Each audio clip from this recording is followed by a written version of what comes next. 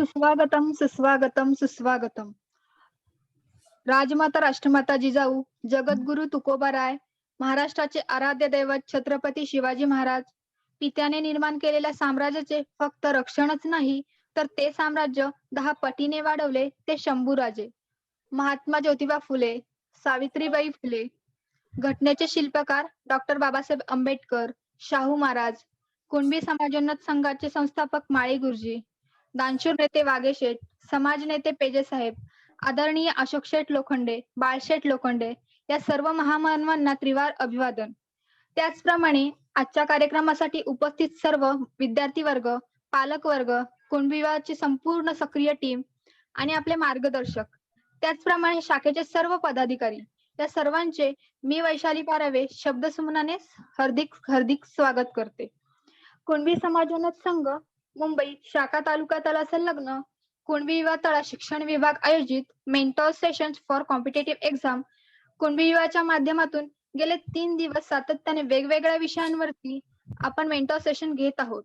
आजच्या सेशन मध्ये competitive exam याविषयी संपूर्ण मार्गदर्शन असणार आहे. चांगल्या गोष्टी त्यांनाच मिळतात ते वाट पाहतात. चांगल्या गोष्टी त्यांनाच मिळतात जे वाट पाहतात. अधिक चांगल्या गोष्टी त्यांना मिळतात जे प्रयत्न करतात. अधिक चांगल्या गोष्टी त्यांना मिळतात जे प्रयत्न करतात.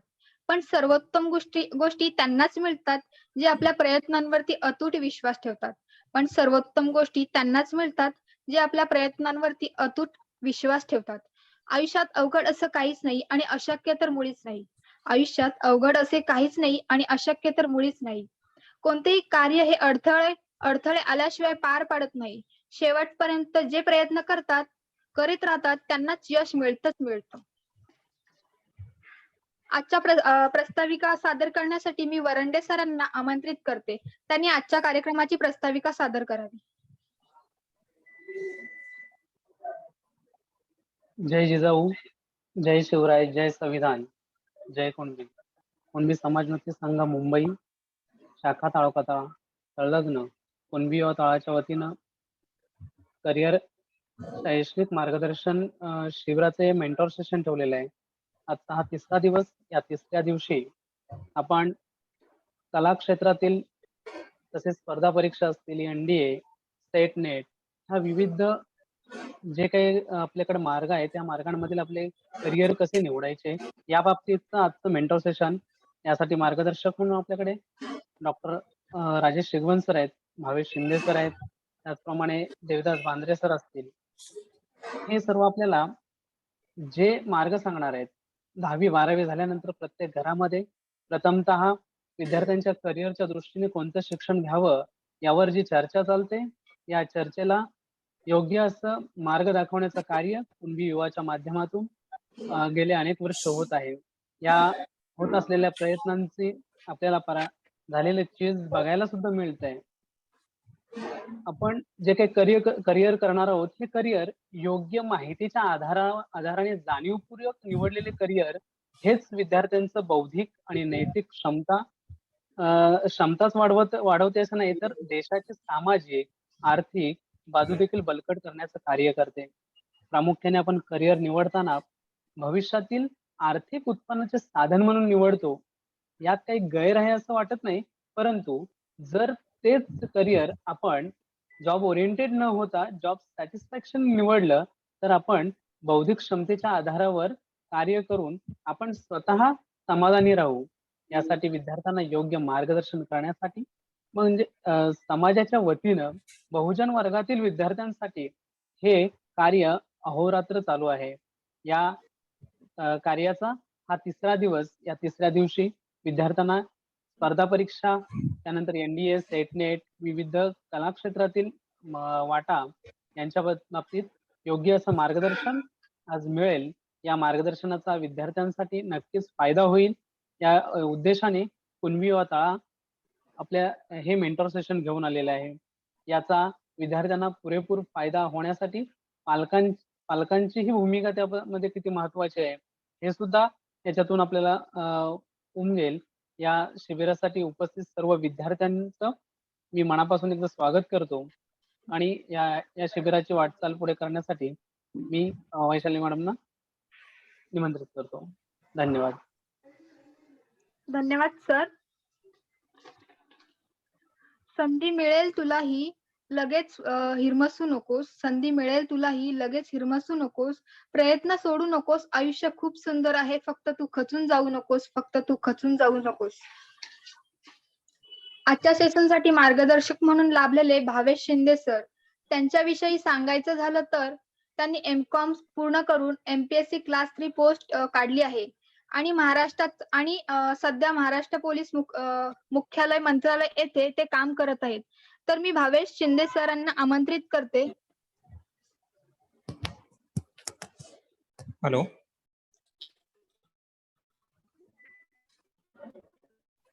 हॅलो. हा सर, आवाज येतोय. आवाज येतोय ना? हा हा. धन्यवाद मॅडम. विद्यार्थी सगळे ऑडिएबल आहेत ना? मी म्हणजे सगळे. हॅलो.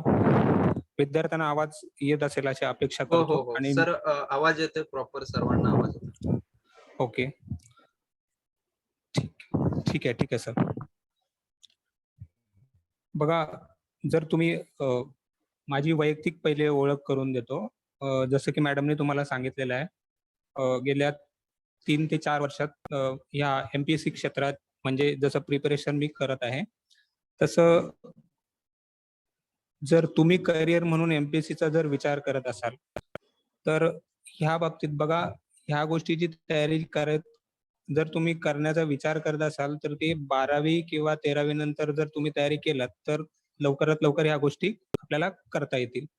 कारण मुळात जसं जेवढं अवेअरनेस लवकर येतं, तर त्या अनुषंगानं आपल्याला मार्गक्रमण करता येतं. म्हणजे अशा त्यासाठी बऱ्याचशा गोष्टी असतात. म्हणजे जसं तुम्हाला योग्य मार्गदर्शन जर योग्य वेळी मिळालं, तर हे हेतू तुमचं साध्य होऊ शकतं. आणि स्पर्धा परीक्षा म्हटली तर त्याच्यामध्ये त्या मुळात नावातच एक स्पर्धा हा शब्द आहे. तर मग ह्या स्पर्धेत आपल्याला जर उत्तम कामगिरी करायची असेल, तर अल्टिमेटली तुम्हाला तुमच्यावरती स्वतःवरती काम करावं लागेल. म्हणजे मुळात जर आपण आता विचार केला, की जसं की महाराष्ट्र लोकसेवा आयोग याच्यात वर्ग 1, वर्ग 2 आणि वर्ग 3 साठी अशा 3 वेगवेगळ्या परीक्षा घेतं, ज्या की निव्वळ एक ओपन कॉम्पिटिटिव्ह एक्झाम्स असतात. आणि बाकी त्यानंतर दुसरी जसं की तांत्रिक सेवा आहे, त्याच्यामध्ये इंजिनिअरिंग सर्व्हिसेस त्याच्यातून जे इंजिनियर्स महाराष्ट्र शासनाला लागतात, वेगवेगळ्या डिपार्टमेंटमधले आणि वेगवेगळ्या क्षेत्रातले, सो त्यांची निवड त्यातून होते. आणि त्यानंतर MJS म्हणून महाराष्ट्र ज्युडिशियल सर्व्हिसेस आहे, सो त्याच्यातून न्यायिक सेवा म्हणून जे आपल्या इकडे दुय्यम न्यायालय असतात, त्याच्यामध्ये न्यायाधीश म्हणून लोक जातात. तर ह्या झाल्या टेक्निकल बाबी. पण एक जर आपण सामान्य विद्यार्थ्याचा जर विचार केला, की समजा तुम्ही पदवी पूर्ण केलेली आहे, जसं की BA, BCom किंवा BSc किंवा इंजिनिअरिंग जे पण तुमचं क्वालिफिकेशन आहे, सो त्याच्यामध्ये समजा सुरुवात जर तुम्ही कोणत्या करिअर म्हणून जर स्पर्धा परीक्षेचा विचार करताय, तर ते करत असताना त्याच्या आधी जर तुम्ही एखादी गोष्ट म्हणजे ज्या गोष्टीमध्ये डिग्री घेताय, तर त्याच्यामध्ये उत्तम करण्याचा प्रयत्न करा. कसं असतं, की जर तुम्ही त्याच्यात चांगल्या गोष्टी केल्यात, म्हणजे उदाहरणार्थ जर तुम्ही प्रोफेशनल क्वालिफिकेशन जर व्यवस्थित घेतलात, तर त्याचा एक फायदा तुम्हाला प्लॅन बी साठी तर होतोच होतो.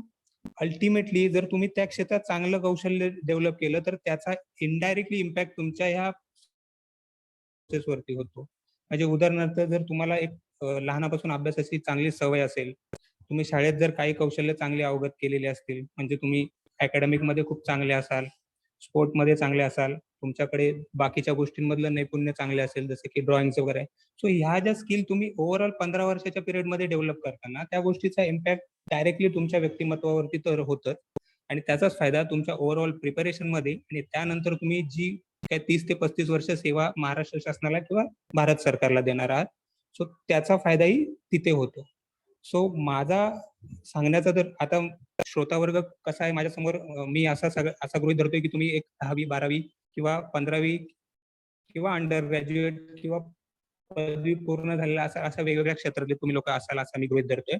सो त्यांच्यामध्ये ओव्हरऑल एक मी माझा अप्रोच असा ठेवतोय, की तुम्ही समजा जर 10वी किंवा 12वीच्या स्टेजवरती असाल, तर मुळात तुम्ही स्टार्टिंग फोकस तुमच्या करिअरच्या दृष्टिकोनातून विचार करायला पाहिजे, म्हणजे जसं की तुम्हाला जे वाटेल ते, समजा तुम्हाला एखाद्याला वाटतं की बाबा मला सायन्समध्ये ग्रॅज्युएशन करायचे आहे, सो तुम्ही 12वी पर्यंत सायन्स दिल्यानंतर तुम्ही नीट वगैरेच्या एक्झामचा विचार करू शकता.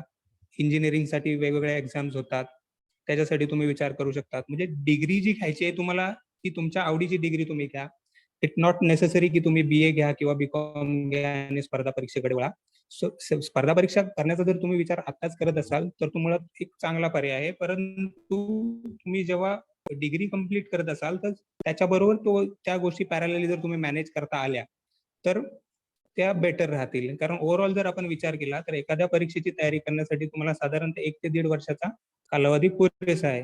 पण डिपेंड करतं ती परीक्षा कोणत्या वर्षी तुम्ही देणार आहात, त्या वर्षी जागा कशा आहेत, त्याच्यावरती रिझर्वेशन क्रायटेरिया कसा आहे. सो ह्या गोष्टी जर जुळून आल्या तर एका वर्षात यश मिळवणं फारच म्हणजे अवघड अशी काही कोणती गोष्ट नाहीये. मुळात जर तुम्ही वेगवेगळ्या बाबतीत समजा विचार करत असाल, जसं की राज्यसेवा आहे. जसे की तिची सुरुवात जर तुम्ही बघाल तर तिचा एक पॅटर्न मी तुम्हाला सांगतो. आता आपण मुळात डायरेक्ट स्पर्धा परीक्षेकडे वळूया. जी महाराष्ट्र लोकसेवा आयोग ही एक घटनात्मक बॉडी आहे. ज्या महाराष्ट्र राज्याची स्थापना झाल्यानंतर राज्याला लागणारे जे प्रशासकीय अधिकारी आणि कर्मचारी वर्ग असतात, ज्याला महाराष्ट्र नागरी सेवेतले अधिकारी असं म्हटलं जातं. सो त्याच्यामध्ये वर्ग अ चे अधिकारी, ज्याच्यामध्ये राजपत्रित, अराजपत्रित आणि त्यानंतर कर्मचारी वर्ग. म्हणजे असा जो त्यांना एकंदरीत लागणारा जो कर्मचारी वर्ग आहे तो ह्या परीक्षे थ्रू राज्य शासन दरवर्षी रिक्रूट करत असतो. या गोष्टीची बेसिक अंडरस्टँडिंग तुम्हाला असू शकते किंवा आपण व्हॅलिडेशनसाठी या गोष्टीवरती थोडी चर्चा करतोय. सो जर तुम्ही बेसिकली समजा MPSCचा एक करिअर म्हणून जर विचार करत असाल तर त्याच्यामध्ये तुम्ही राज्यसेवा ह्या परीक्षेला जर तुम्ही टार्गेट केला तर महाराष्ट्र शासनाच्या अंतर्गत वेगवेगळ्या ज्या परीक्षा होतात, जसे की वर्ग ब साठी परीक्षा होते, त्याच्यामध्ये PSI, STI आणि ASO अशी 3 पदं भरली जातात. त्याच्यानंतर आता एक मुद्रांक शुल्क म्हणजे मुद्रांक निरीक्षक म्हणून एक पद त्याच्यामध्ये ऍड केलेलं गेलं आहे. मग ही वर्ग 2 ची परीक्षा आहे. सो त्याचाही अल्टिमेटली तुम्ही सिलेबस राज्यसेवेमार्फत कंप्लीट करू शकता. त्यानंतर वर्ग 3 ची परीक्षा आहे, ती पण संयुक्त परीक्षा आहे. त्याच्यामध्ये राज्य उत्पादन शुल्क, त्याच्यामध्ये जे एक्साइज SI म्हणून म्हटलं जातं, ते एक पद आहे. त्याच्यानंतर 2-3 पदं टेक्निकल आहेत. त्यानंतर असिस्टंट म्हणून एक पद आहे. तेही एक पद आहे. त्यानंतर मंत्रालय लिपिक म्हणून हे त्याच्यामध्ये ती एक्झाम होते. सो ह्या परीक्षांचं जर स्वरूप आपण बघितलं तर ओव्हरऑल आपण प्रत्येक गोष्टी म्हणजे प्रत्येक परीक्षा एक टप्प्याटप्प्याने असं विचार करू. सो सुरुवात आपण राज्यसेवेपासून करूया. सो राज्यसेवेचे कसं असतं, 3 टप्प्यामध्ये एक्झाम होत असते. ज्याला जर तुम्ही असा विचार केला तर त्याच्यामध्ये प्रिलिमिनरी असते. त्या प्रिलिमिनरीमध्ये 2 पेपर असतात, ज्याच्यामध्ये एक GS चा पेपर असतो, त्याच्यामध्ये 100 प्रश्न असतात आणि 200 गुणांसाठी असतो.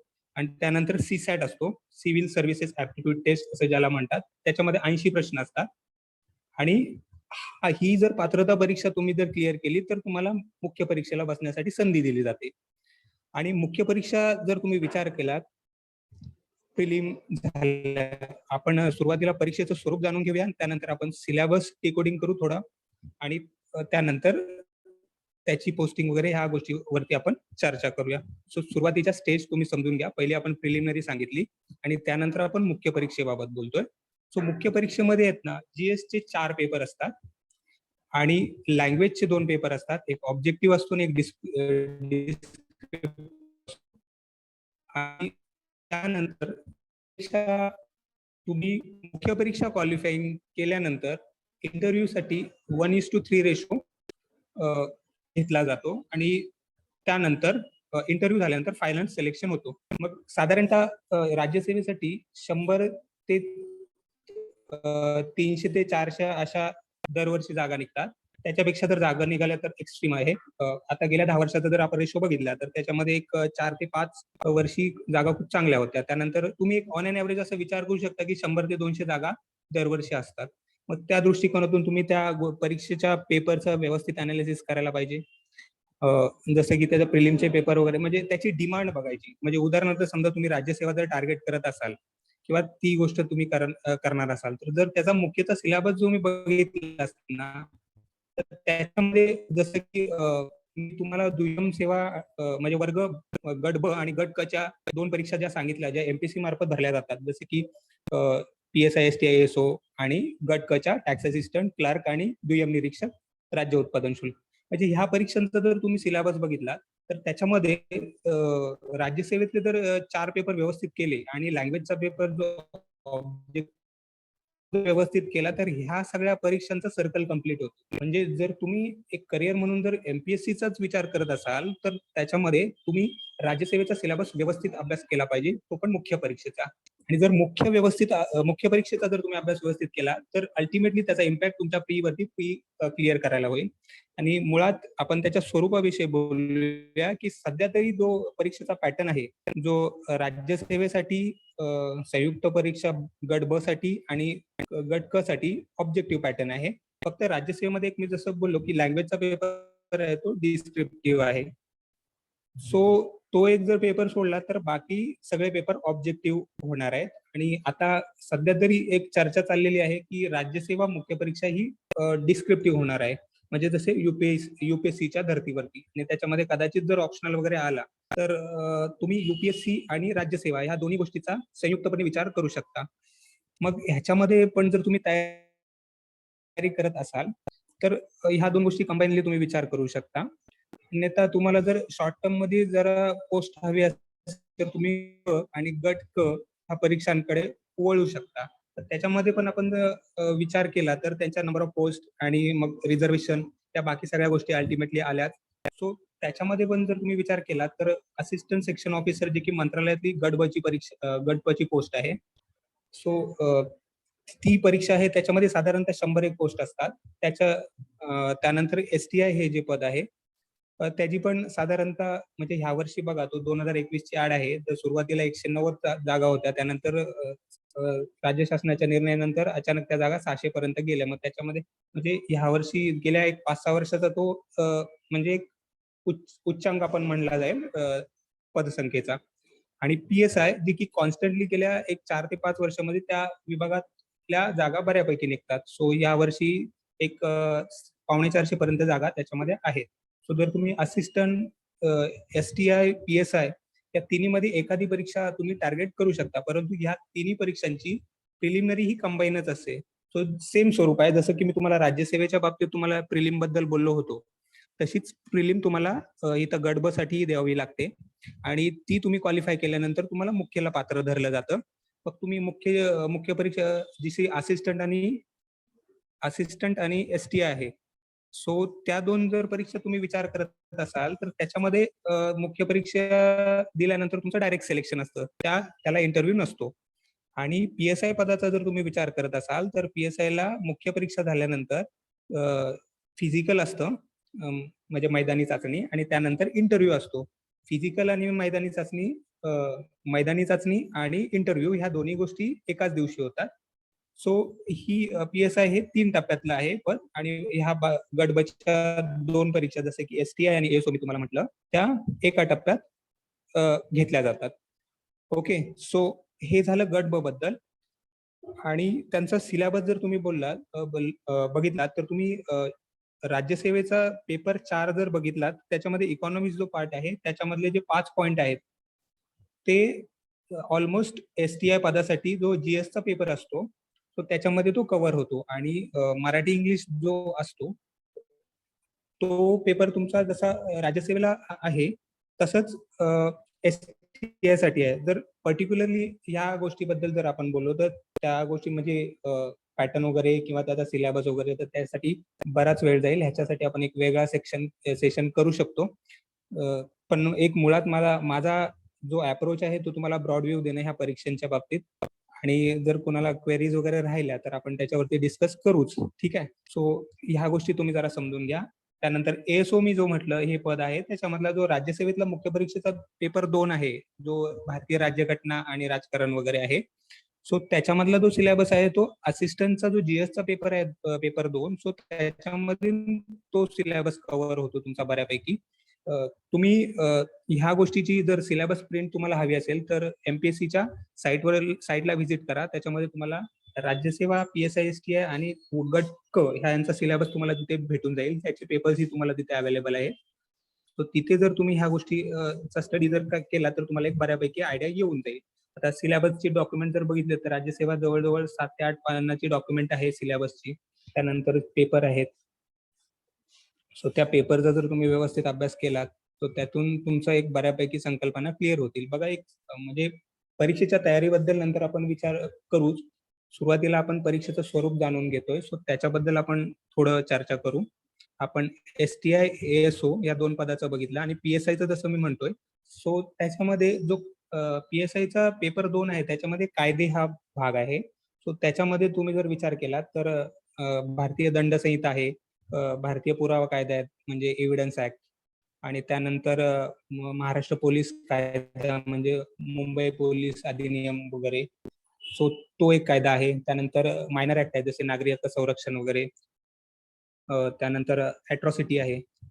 त्यानंतर मानवी हक्क वगैरे असतो. सो अशा बऱ्याचशा गोष्टी आहेत. म्हणजे ह्याच्यातला काही अंशतः पाठ जसं मायनर ऍक्ट मी जसं तुम्हाला बोललो तो राज्यसेवेमध्ये कव्हर होतो आणि एव्हिडन्स वगैरेची काही कलम आहेत जसे की कलम 123 वगैरे आहे. सो तो तुमचा राज्यसेवा मुख्य परीक्षेच्या काही अंशतः पाठ होतो. सो बेसिकली जेव्हा तुम्ही एखादी पर्टिक्युलर पोस्ट टार्गेट करतात सो त्याचा सिलेबस तुम्ही कंप्लीट करणं गरजेचं आहे. सो त्याचे जे मायन्यूट डिटेल्स वगैरे आहेत किंवा ज्या गोष्टी आहेत ते तुम्हाला सिलेबस आणि प्रिव्हियस इयर क्वेश्चन पेपर ह्याचा जर जेव्हा तुम्ही इंटरलिंक कराल सो त्याच्यातून तुम्हाला ते कळून जाईल. सो बेसिक नीड काय आहे या परीक्षांची ही तुम्ही समजून घेतली पाहिजे. सो आता आपण गट ब परीक्षेचं स्वरूप समजून घेतलं आणि त्यानंतर आपण गट क कडे वळतोय. सो गट क ला पण तसंच असतं.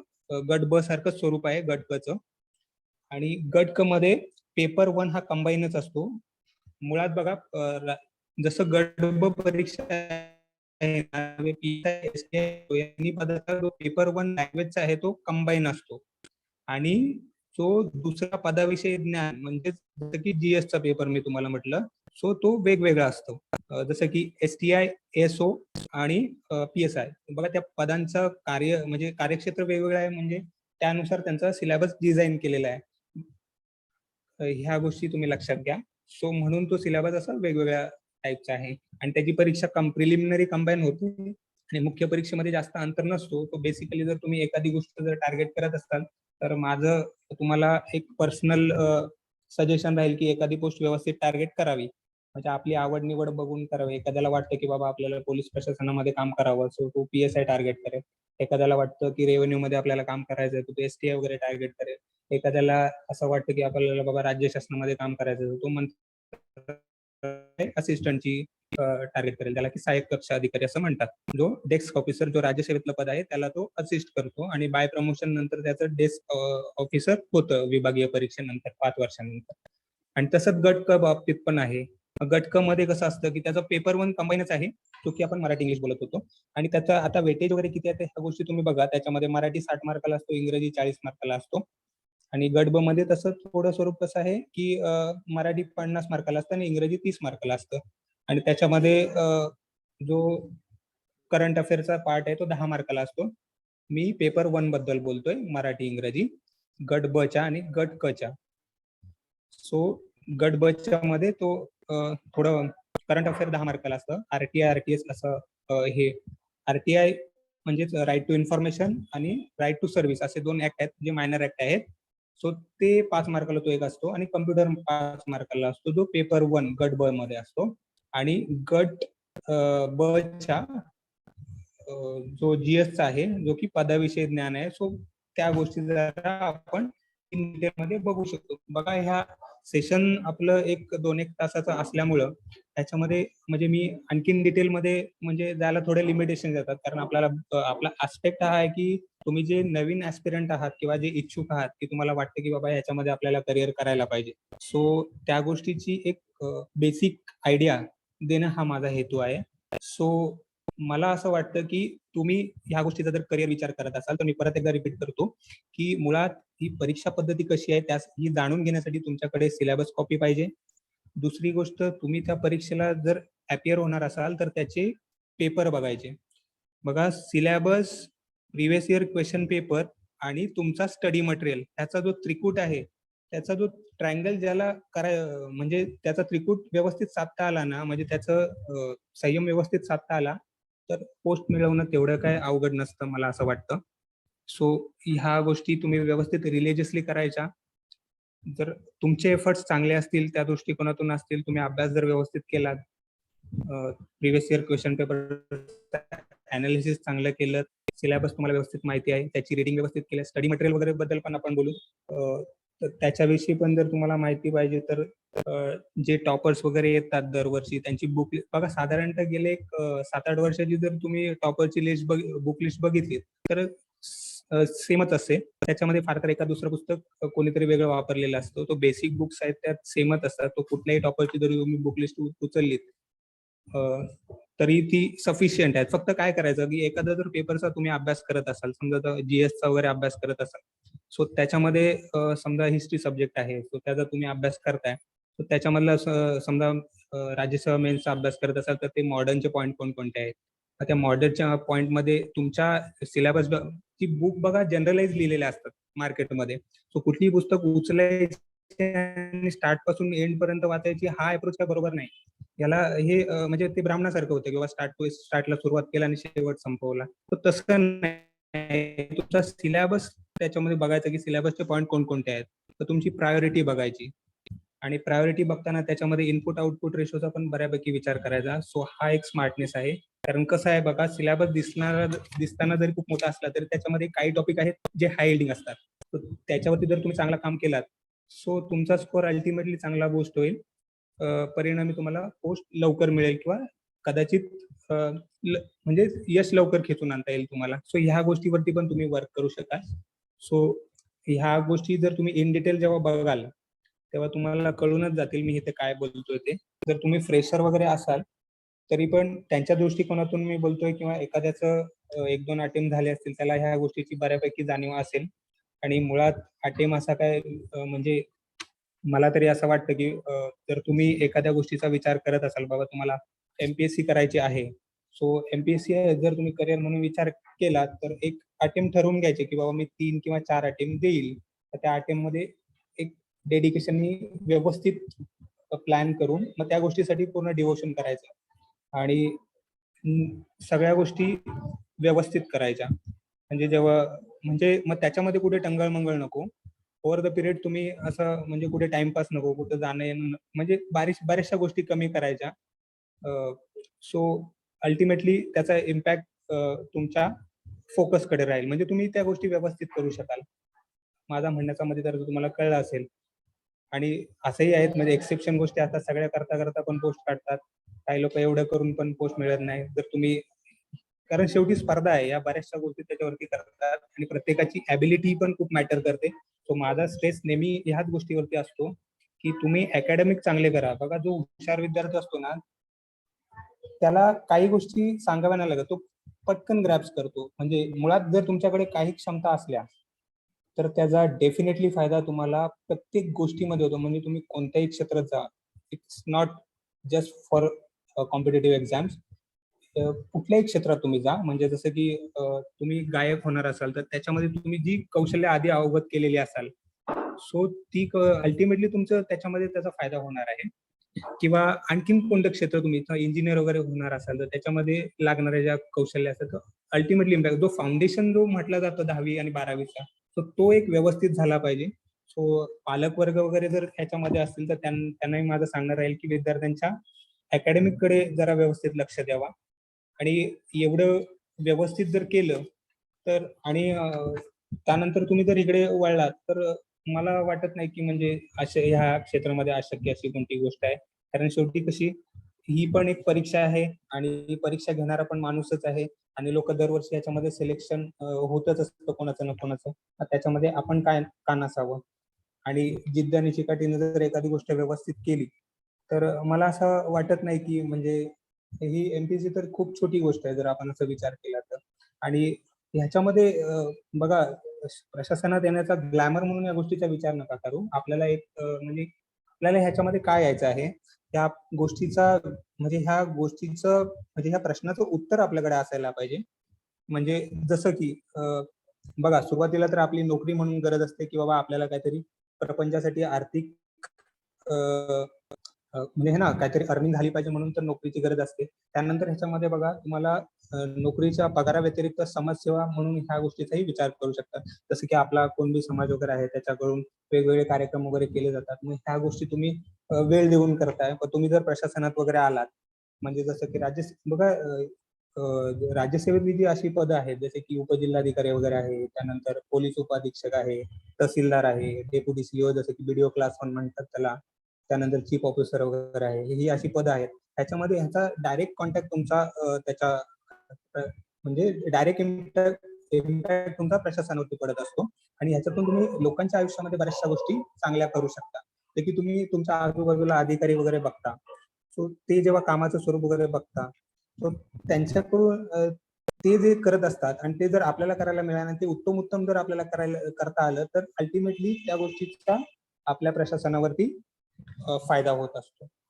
आणि ह्याच्यामध्ये आणखीन एक गोष्ट आहे की जी जसे की वर्ग 1, वर्ग ब आणि वर्ग क ह्या तिन्ही परीक्षांचं जसं मी म्हटलं, तर त्याच्यामध्ये तुम्हाला प्रमोशनच्या पण संधी असतात. जसे की तुम्ही गट क ला जर तुमचं सिलेक्शन झालं, समजा लिपिक म्हणून तुमचं मंत्रालय लिपिक म्हणून झालं, तर त्याच्यानंतर डिपार्टमेंटल एक्झाम असते. एक 5 ते 7 वर्षानंतर देता येते आणि बाय प्रमोशन ही त्याचं असिस्टंट सेक्शन ऑफिसर म्हणून प्रमोशन होतं.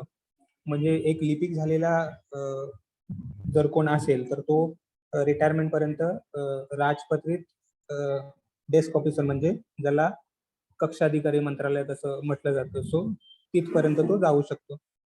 सो हे प्रेस्टिजियस जॉब ऑपॉर्च्युनिटीज ह्याच्यामध्ये आहेत. त्यानंतर टॅक्स असिस्टंट वगैरे आहे त्याच्यामध्ये त्याचं प्रमोशन एसटीआय म्हणून होतं. त्यानंतर एसटीआयचं त्यानंतर एसटीओ वगैरे असतात. एसटीओ नंतर एसी एसटी म्हणजे सहाय्यक राज्य कर आयुक्त म्हणून असं प्रमोशन होतं. म्हणजे टॅक्स असिस्टंट जवळजवळ एसी एसटी या पदापर्यंत जाऊ शकतो. जर वयाच्या तुम्ही म्हणजे तुमच्या बिलो 30 जर 30 वर्षाच्या आतमध्ये जर तुम्ही प्रशासनात आलात तर जवळजवळ तुम्हाला 30 एक वर्षाची सेवा भेटते. आणि मग त्याच्यामध्ये जवळजवळ 8 ते 10 वर्षानंतर एक प्रमोशन असतोच. म्हणजे कुठल्याही क्षेत्रात तुम्ही गेलात वगैरे तर फार तर 12 वर्ष म्हणजे ते रिझर्वेशन ह्या सगळ्या गोष्टी मॅटर करतातच. सो जर एक 30 एक वर्ष सेवा भेटली तर 2 एक प्रमोशन होतात. आणि तसंच जर तुम्ही राज्यसेवेतल्या पदातला जर विचार केलात तर तुम्ही आपण असं विचार करूया की तुम्ही डेप्युटी कलेक्टर म्हणून म्हणजे उपजिल्हाधिकारी म्हणून हे सर्वोच्च पद आहे. म्हणजे असं मानलं जातं खूप मानाचं पद आहे आणि त्याला कार्यकारी दंडाधिकारी म्हणून म्हटलं जातं. आणि कारण कार्यकारी दंडाधिकारी म्हणून का? कारण ते पोलीस प्रशासन वगैरे पण म्हणजे त्याची जी यंत्रणा वगैरे असते ते काही म्हणजे एक्झिक्युटिव्ह मॅजिस्ट्रेटच्या ज्या पॉवर्स असतात डेप्युटी कलेक्टर आणि तहसीलदारकडे असतात. मग जर ह्या गोष्टी आणि महसूल खात्यातलं खूप एक मानाचं पद आहे. म्हणजे जर आय-एस नंतर तुम्ही विचार केला तर ते उपजिल्हाधिकारी हे पद असतं. सो जर तुम्ही उपजिल्हाधिकारी म्हणून जर सिलेक्शन झालं तर नंतर 10 ते 12 वर्ष किंवा 15 वर्ष मॅक्झिमम त्यानंतर तुमचं आय-एस म्हणून प्रमोशन होतो. फक्त उपजिल्हाधिकारीच हा आय-एस होतो का? तर तसं नाही. हे ज्या मी 5-6 पदं जी तुम्हाला मी आता मगाशी सांगितली जसं की उपजिल्हाधिकारी आहे, पोलीस उपाधीक्षक आहे, त्यानंतर बीडीओ वगैरे आहे, सीओ आहे म्हणजे चीफ ऑफिसर वगैरे. म्हणजे जर ह्या पदावर तुमची नियुक्ती झाली ना, जर डीवायएसपी जसं तुम्ही पोलीस उपाधीक्षक म्हटलं तर तो आयपीएस कॅडरमध्ये जातो. केंद्रीय लोकसेवा म्हणजे युपीएससीच्या म्हणजे अखिल भारतीय सेवेमध्ये जातो थोडक्यात. ज्या आय-एस, आय-पी-एस आणि आय-एफ-एस या 3 पदं आहेत त्यांना अखिल भारतीय सेवा म्हटलं जातं. तर त्याच्यामधली आय-एस ही जी सेवा आहे त्याच्यामध्ये जे मी आता क्लास 1 अधिकारी जे म्हटलो त्यांचं ते प्रमोशन होतं. मग डिपेंड करतं बऱ्याचशा गोष्टी.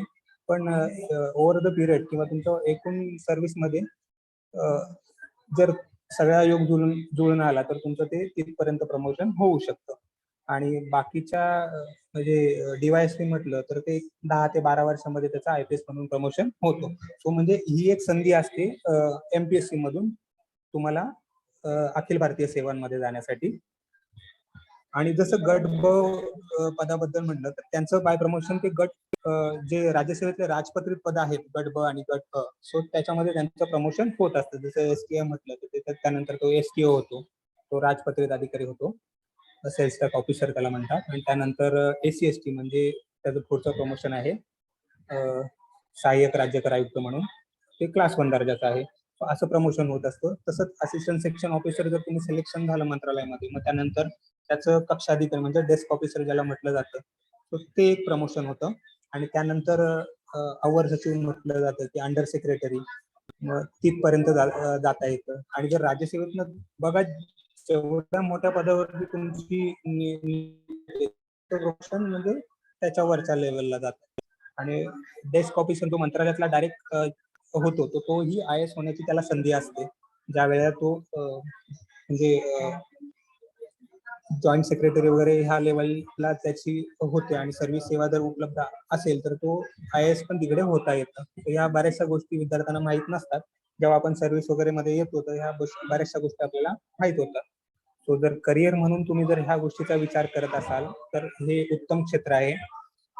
फक्त तुम्हाला व्यवस्थित ह्या गोष्टीचे विचार करायला, म्हणजे ह्या गोष्टीचं प्रिपरेशन करता आलं पाहिजे. महेश, सो तुम्ही जर ह्याच्यामध्ये करिअर म्हणून विचार करत असाल तर ते एक व्यवस्थित करिअर ऑप्शन म्हणून विचार करू शकाल ह्या गोष्टीचा.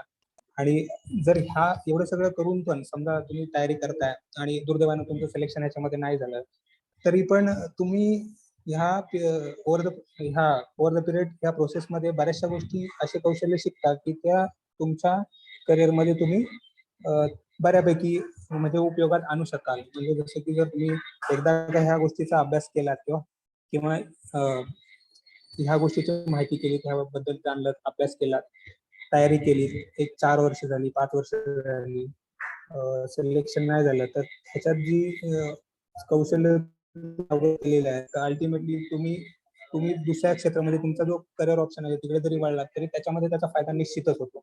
आणि बघा जर तुम्ही ग्रॅज्युएशन कशी समजा जर प्लेन ग्रॅज्युएट वगैरे असतात तर त्याच्यामध्ये करिअर ऑप्शन जर आपल्याला कमी असतात किंवा BCom असाल तर त्याच्यामध्ये जरा करिअर ऑपॉर्च्युनिटीज प्रायव्हेटमध्ये आपल्याला कमी वगैरे असतात. पण मग ह्या गोष्टींपर्यंत तुम्ही लिमिटेड राहू शकता का? तर नाही. जिल्हा लेवलला जिल्हा निवड परीक्षा घेत असते, म्हणजे लिपिक वर्गीय कर्मचारी त्यांना लागत असतात.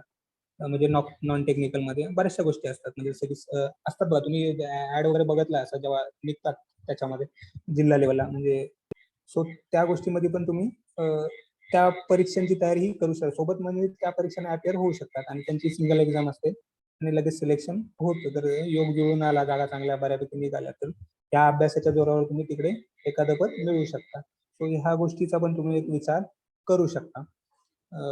आणि सोबत बाकीच्या गोष्टी पण तुम्ही ट्राय, म्हणजे पर्टिक्युलरली MPSC वरती तुम्ही नाही राहू शकत. बाकीच्या गोष्टी पण समजा बँकिंग वगैरे पण तुम्ही ट्राय करू शकता. सो त्याच्यामध्ये तुम्हाला थोडा गणित वगैरे व्यवस्थित करावे लागेल. इंग्रजी जसं की तुम्ही इकडे करतायत, पण त्या कसं असतं माहितीये, तुम्ही एक ग्रेव्ही म्हणजे अभ्यासाची ग्रेव्ही जर तुमची तयार आहे, म्हणजे तुम्ही अभ्यास करताय, पण त्याला त्या मटेरियल मध्ये मोल्ड करणं जमलं पाहिजे. मग हे जमणार कसं? तर तुम्ही सिलेबस आणि क्वेश्चन पेपर वगैरे ह्या 2 गोष्टीचा व्यवस्थित समतोल साधला तर त्या गोष्टी होऊ शकतात. आणि कसं असतं की एखाद्या गोष्टीची जर मॅच्युरिटी बऱ्यापैकी आपल्याला आली, त्याची समज व्यवस्थित आली आणि आपण त्या गोष्टीबद्दल जर व्यवस्थित जाणून घेतलं तर म्हणजे ह्या गोष्टी लवकर म्हणजे घडून येऊ शकतात. आणि थोडं मेंटॉरशिप अशी, म्हणजे कसं असतं की म्हणजे एखादा सक्सेसफुल कॅन्डिडेट वगैरे त्याच्याकडून मार्गदर्शन वगैरे मिळालं तर एक बेटर राहतं, कारण त्यांनी त्या गोष्टी त्या अप्रोचने केलेल्या असतात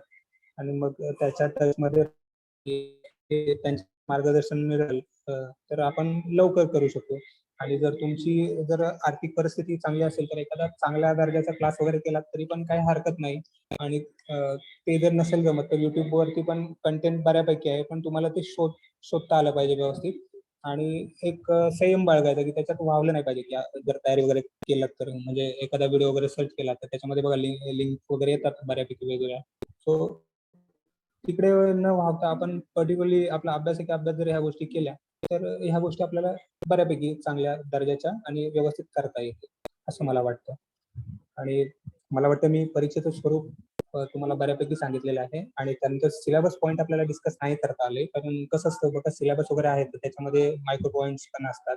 या गोष्टीवरती चर्चा आपण नंतर करू. जर पर्टिक्युलरली कोण तयारी वगैरे करणार असेल आणि जर विद्यार्थी वगैरे असतील तर आपण त्याच्याबद्दल करू शकतो. पण बघा, मी ग्लॅमर म्हणून या क्षेत्राकडे असं मुळीच म्हणणार नाही. कारण बघा, इथं स्पर्धा आहे, त्या परीक्षेच्या नावामध्येच स्पर्धा परीक्षा आहे. सो तुम्हाला गांभीर्य असलंच पाहिजे, कारण गांभीर्यहीन म्हणजे विद्यार्थ्यांचा इथं निभाव लागत नाही. आणि लोकांना सांगण्यासाठी आपण इकडे यायचं नाही, कारण ही परीक्षा सांगण्याची नाही तर करण्याची आहे. तुम्ही जिद्दीने चिकाटीने एखादी गोष्ट कराल तर ते लवकर होतं. कारण कसं असतं, कारण ह्या क्षेत्रामध्ये तुम्हाला वेळ वगैरे पण लागू शकतो. मग समाज असतो, बाकीच्या गोष्टी असतात, त्या गोष्टी पण आपल्याला फेस कराव्या लागतात. सो त्या वस्तुस्थितीची पण आपल्याला जाणीव असली पाहिजे. कारण जर तुम्ही विचार कराल तर वर्षाला जवळजवळ महाराष्ट्र एमपीएससी पुरता जर विचार केला तर 3 ते 4 लाख विद्यार्थी अटेंड होतात त्या परीक्षांसाठी. आणि पद जर 300-400 जर निघणार असतील एखाद्या परीक्षेसाठी, तर तुम्ही तो रेशो काय आहे तो तुम्ही विचार करू शकाल. म्हणजे 4 लाखातून तुम्हाला प्रिलिमला जवळजवळ 5 ते 6 हजारामध्ये यायचं आहे. आणि त्यानंतर मेन्सला तुम्हाला 1, 2, 2.5 हजारामध्ये, त्यानंतर इंटरव्ह्यूला 1,500 मध्ये आणि फायनल सिलेक्शन 400 लोकांचं किंवा 300 लोकांचं, XY number of post depend करतं काय आहे. सो ही स्टेज असते. आणि जर तुम्ही पहिल्या अटेम्प्टला दुर्दैवानं तुमचं जर नाही झालं तर परत ही पूर्ण सायकल तुम्हाला कंप्लीट करावी लागतो. सो ह्या गोष्टी वर्षानुवर्ष चालतात. तुम्ही ह्या गोष्टीमध्ये सस्टेन करू शकाल का? आणि म्हणजे ह्या गोष्टी म्हणजे संपूर्णपणे आपण तयार असायला पाहिजे. म्हणजे माझा उद्देश काय असा नाही की विद्यार्थ्यांनी म्हणजे घाबरून जावं, किंवा मला असं वाटतं की बघा आपल्याला बघा शत्रू कोण आहे, जर त्याचा पराभव करायचा असेल तर त्याच्या शक्ती, सामर्थ्याची आणि त्याच्या विकनेसेसची, या सगळ्या गोष्टीची जाणीव आपल्याला असायला पाहिजे. सो त्या गोष्टीचं जर आपल्याला व्यवस्थित माहिती असेल तर आपण पराभव करू शकतो त्याचा. मग परीक्षांच्या बाबतीत पण हे उदाहरण लागू होतं. जर तुम्ही एखाद्या गोष्टीची तयारी करत असाल, करिअर म्हणून विचार करत असाल तर बघा ही एक क्षेत्र खूप चांगलं आहे.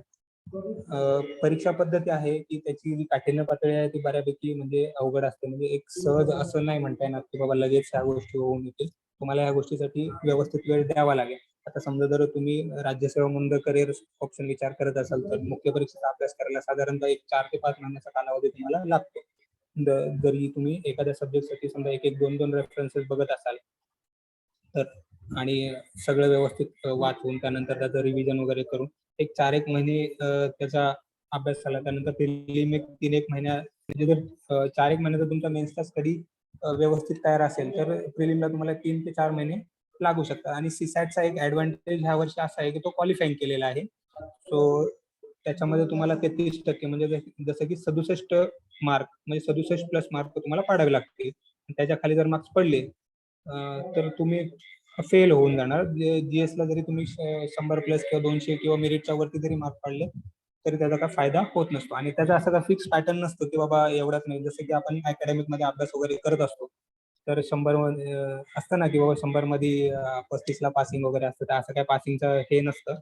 ते डिपेंड करतं दरवर्षी जागा किती आहेत, त्यांना विद्यार्थी किती घ्यायचे आहेत. समजा जर पूर्व परीक्षेचा पेपर झाला, समजा आपण विचार करूया आज पेपर झाला जीएस आणि सीसॅट वगैरे. आता कसं सीसॅट क्वालिफाईंग असल्यामुळे फक्त जीएस चे मार्क्स धरणार. मग ते 200 मार्क, 200 मध्ये बाबा जागा त्यांनी या वर्षाला आपण पकडून चालूया की 200 जागा काढलेल्या आहेत या वर्षी. ठीक आहे. सो 200 जागांसाठी त्यांना रेशो असतो, म्हणजे आयोगावरती डिपेंड असतो. साधारणतः ते राज्यसेवेसाठी 12 ते 14 पटीमध्ये विद्यार्थी घेत असतात आणि गट ब साठी 15-16 किंवा 15-16 ह्या पटीमध्ये विद्यार्थी घेतात. आणि त्याच्यानंतर कास्ट वगैरे वाईज तो जरा रेशो खेचला जातो. म्हणजे त्या सगळ्या गोष्टीचा विचार केला तर तो आयोगाचा दृष्टिकोन किती विद्यार्थी आपण असं पकडून चालूया की 12 पट विद्यार्थी घेणार. मग समजा 200 जागा आहेत तर 12×2 24 म्हणजे 2,500 विद्यार्थी मुख्य परीक्षेला पात्र होणार. आणि आधी बाकीचे सगळे अपात्र ठरतात. मग ते परत पुढच्या वर्षी प्रिलिम वगैरे देणारे असतात किंवा जो त्यांचा विचार असतो. सो ह्या गोष्टीचा गांभीर्य ठेवा की तुम्हाला लाखातून काही हजारामध्ये यायचं आहे पहिल्या मुख्य परीक्षेसाठी, आणि त्या मुख्यमधून काही मध्ये तुम्हाला सिलेक्शन मिळवायचं आहे.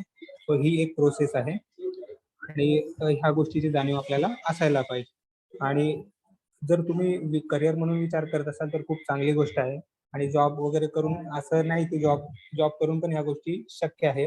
फक्त डिपेंड करतं की तुमचा प्रोफाईल वगैरे कसा आहे जॉब वगैरे. तर त्याच्यातून तुम्ही एक 6 ते 8 तास अभ्यासाला मॅनेज करू शकत असाल तर होऊ शकतं ह्या गोष्टी बऱ्यापैकी. हॅलो हॅलो हा सर, आवाज येतोय. आपण आवाज येतोय. Sir continue. थोडस आपण कंटिन्यू करत आहोत. आणखीन 3 पॅनल आहेत आपल्याकडे. अ, ठीक आहे, मी थांबू का सर? आपल्याकडे हॅलो. आणखीन 3 पॅनल आहेत आपल्याकडे. आपण त्यांच्याकडे सुद्धा हा, जाणार आहोत आणि त्यानंतर विद्यार्थ्यांचे डाऊट सुद्धा असतील तर आपल्याला तो चा- सुद्धा कव्हर करायचा. चालेल चालेल चालेल सर. ठीक आहे. म्हणजे आपण ओव्हरऑल प्रोसेसचा विचार इथे केलेला आहे. सो याच्या व्यतिरिक्त जर विद्यार्थ्यांचे काही डाऊट वगैरे असेल, असतं बघा, टू वे कम्युनिकेशन वगैरे असतात. आपण ह्या व्हर्च्युअली कॉन्टॅक्ट करतो, सो मला कळत नाही की समोरचा जो श्रोता वर्ग आहे, सो त्यांचा म्हणजे जर काही डाऊट्स वगैरे असतील तर त्यांनी प्लीज कमेंट करा, आपण त्याच्यावरती बोलू. असं. धन्यवाद सर. धन्यवाद सर. खूपच उपयुक्त असे मार्गदर्शन भावेश सरांनी दिलं आहे. संपूर्ण कॉम्पिटिटिव्ह एक्झामचं ओव्हरऑल अनालिसिस, स्टडी कसं केलं पाहिजे, कसं बॅलन्स असलं पाहिजे, previous year questions with syllabus and overall. Thank you so much sir. तर मी आजच्या सेशनसाठी मार्गदर्शक म्हणून लाभलेले आपले लाडके डॉक्टर राजेश शिगवण सर, सरांविषयी सांगायचं झालं तर PhD in education, PhD MA in history, MA in political science, MA in sociologist, MA in public administration, NET, SET in political science, SET in sociology, Masters of career guidance. तर मी जास्त वेळ न घेता doctor Rajesh Shigwan सरांना आमंत्रित करते. भावेश शिंदे यांनी बऱ्यापैकी सगळी माहिती सांगितलेली आहे. मला थोडा प्रश्न घेऊयात महेश सर. मुलांचे जे काही प्रश्न असतील ना या संदर्भातले, तर ते घेऊया. माझ्याकडे बराच डेटा आहे, त्यावरती जर आपण बोलायला 3-4 दिवस लागतील आपल्याला. मुलांचे काही प्रश्न ऐका. मला काय सांगायचं माहितीये का, जसं भावेश सरांनी म्हटलं, भावेश सरांचा अनुभव प्रचंड आहे, ते स्वतः क्वालिफाईड आहे आणि मला एवढंच अपेक्षित आहे या सेशन मध्ये आपल्याला विद्यार्थ्यांना ऐकायचं आहे, म्हणजे त्यांना काय काय डाऊट्स आहेत. स्पेशली समजा आता एक कमेंट बॉक्स मध्ये एक प्रश्न मी वाचला की वयोमर्यादा काय आहे, बरोबर आहे. तर त्याचं उत्तर मी देतो पहिल्यांदा.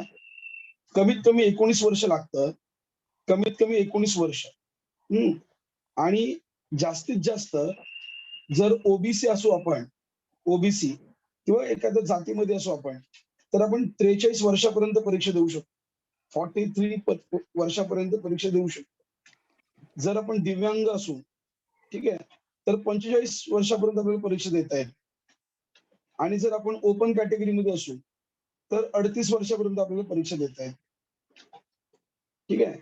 आणि कमीत कमी 15वी शिकलेलं हवं असायला हवं आपण, म्हणजे किमान 15वी पाहिजे. मग कशातूनही शिका, आर्ट्स करा, सायन्स करा, कॉमर्स करा, इंजिनिअरिंग करा, काहीही करा, पण डिग्री पाहिजे.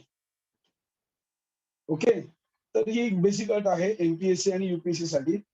युपीएससीचा एज क्रायटेरिया वेगळा आहे थोडासा आणि एमपीएससीचा वेगळा आहे. प्रश्न विचारा, मला प्रश्न हवे, नाहीतर मी बोलायला गेलो तर हे वन वे होऊन जाईल, त्याला कंटाळा येईल तुम्हाला.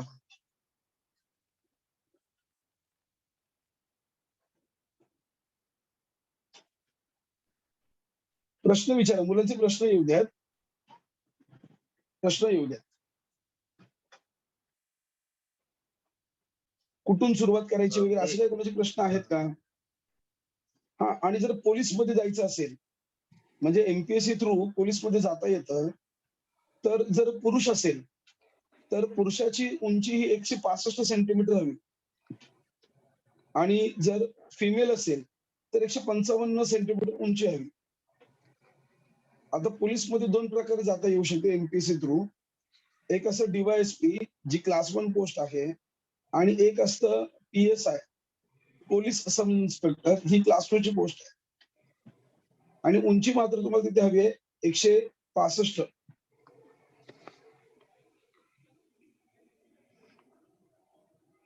अजून काही प्रश्न असेल तर पहिल्यांदा विचारा, म्हणजे आपण प्रॉपर प्रश्नांवरती बोलू. आता मी 10वी एक मार्गदर्शन घेतलं होतं, त्यामध्ये मुलांचे काही प्रश्न होते, मुलांचे स्पेशली. आता एक 10वीत शिकणारा मुलगा गोव्यातून आला होता. त्याने असं म्हटलं की सर मला सुरुवात करायची, मी कुठून सुरू करू? सुरुवात करायची, सुरुवात कुठून करू? इयत्ता 10वी त्याची आता नुकती झालेली आहे. त्या मुलाला 91% होते. इव्हन 12वी झालेले विद्यार्थी मला भेटले आणि त्यांचंही म्हणणं असं होतं, सर आता सुरुवात करायची आहे. सुरुवात कुठून करायला हवी? तर असे काही तुमचे प्रश्न आहेत का? त्यावरती आपण जरा बोलूया.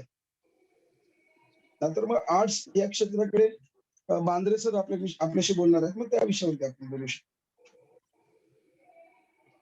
एमपीएससी, युपीएससी बद्दल जर तुमची काहीही डाऊट्स असतील, तर ते तुम्ही कमेंट बॉक्समध्ये किंवा डायरेक्टली माईक अनम्यूट करून तुम्ही विचारू शकता.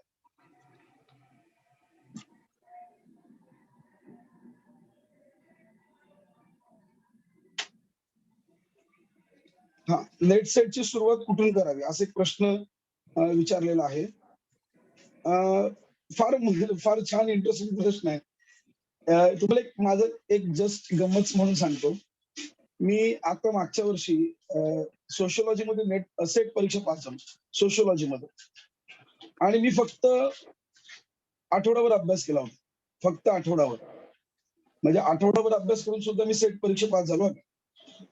आणि जी मी पहिल्यांदा नेट आणि सेट परीक्षा पास झालो 2011 मध्ये, ती पास करण्यासाठी मला कमीत कमी 8 महिने लागले होते.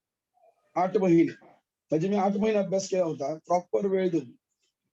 आता तुम्ही म्हणाल की सर एक सेट परीक्षा तुम्ही फक्त 6 दिवसात पास झालात आणि पहिल्या 2 सेट परीक्षा किंवा नेट परीक्षा मला पास व्हायला 8 महिने लागले. तर त्याचा फरक समजावून सांगतो. पहिल्यांदा मी पण भटकत होतो सुरुवातीला. पण मला पण कळत नव्हतं की अभ्यास कुठून करायचा. एवढ्या वेळा परीक्षा देतोय तरी पण पास होण्याचे चिन्ह नाहीयेत, असं चित्र इतरांचं होतं. नंबर 1 का पहिला मुद्दा, ज्याने हा प्रश्न विचारला त्यांना उत्तर देतो मी. पहिला मुद्दा, आपल्याला या परीक्षेची डिमांड समजून घेता यायला हवी. त्या परीक्षेची डिमांड काय आहे? समजा नेट परीक्षा असेल किंवा सेट परीक्षा असेल किंवा एमपीएससी असेल किंवा युपीएससी असेल, ह्या परीक्षा आपल्याकडे काय डिमांड करते, त्यांना आपण नेमके काय हवे आहोत, हे जर समजून घेतलं ना आपण, तर आपला प्रवास सोपा होतो. म्हणजे परीक्षा आपल्याकडनं काय अपेक्षित करते हे समजायला पाहिजे. जसं क्रिकेट मॅच असेल, क्रिकेटच्या मॅच मध्ये बॉलर असो, बॉलर, ठीक आहे, तर तो बॉलर नेमकी कशी बॉलिंग टाकतो हे जर आपल्याला कळलं, तर बॅट्समन काय करतो, त्या पद्धतीने सराव करतो नेट प्रॅक्टिस मध्ये. जसं समजा इंडिया ऑस्ट्रेलिया मॅच आहे, दुसऱ्या दिवशी इंडिया आणि ऑस्ट्रेलियाची मॅच आहे, आणि त्यांना माहिती आहे की भारताचे ओपनिंग बॅट्समन रोहित शर्मा आहे, हा, आणि समजा शिखर धवन आहे, तर ते बॉलर काय करणार की रोहित शर्मा कुठे चुकीचं खेळतो किंवा रोहित शर्माला काय खेळता येत नाही ह्याचा अभ्यास करणार. म्हणजे मला एवढं सांगायचं आहे, कुठलीही स्पर्धा परीक्षा किंवा नेट सेटची परीक्षा असेल, याचा पेपर समजून घ्यायला हवा. पेपर काय आहे? पेपर जर कळलं आपल्याला, म्हणजे परीक्षक कसे प्रश्न काढतोय हे जर कळलं आपल्याला, तर आपला प्रवास आहे ना 50% तिथे सोपा होऊन जातो. मी माझा एक छोटासा अनुभव सांगतो तुम्हाला.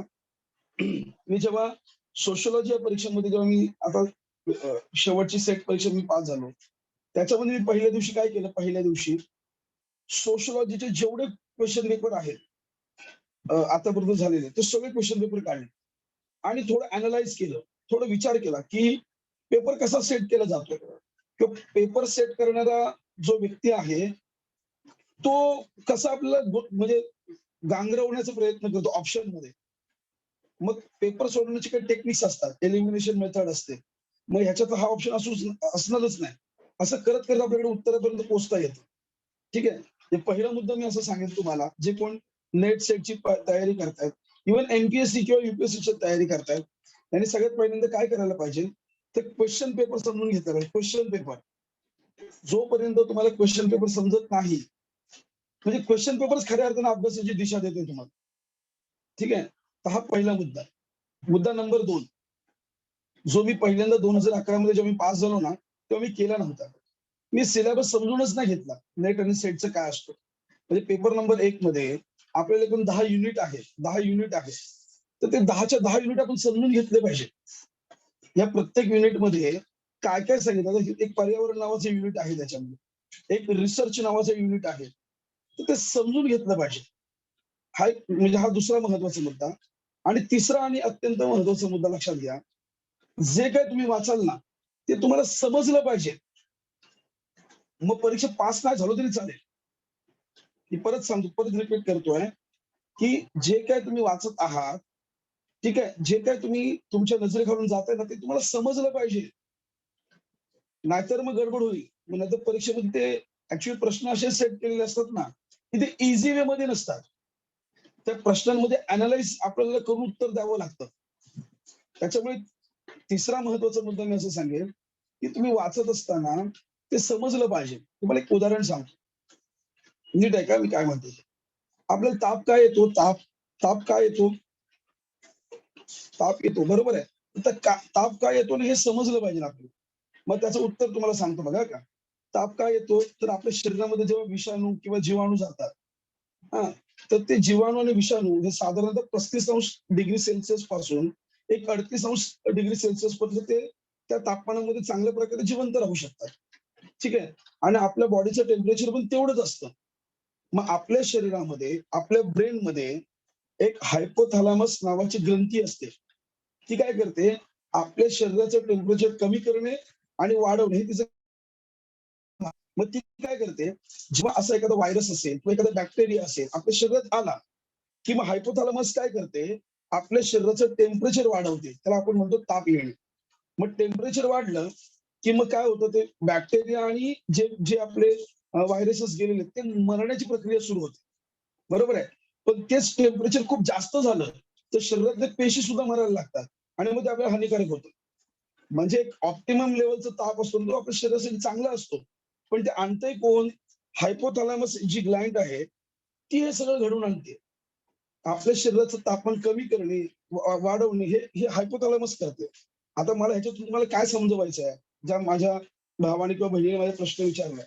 मला हे समजवायचं तुम्हाला की तुम्ही एखाद्या विषयाचा अभ्यास करत असताना तो परीक्षेसाठी जर करत असाल तर तुम्ही पास नाही होणार. नाही होणार. तुम्हाला ती ती कन्सेप्ट कळली पाहिजे आणि त्याचं ऍप्लिकेशन कळलं पाहिजे.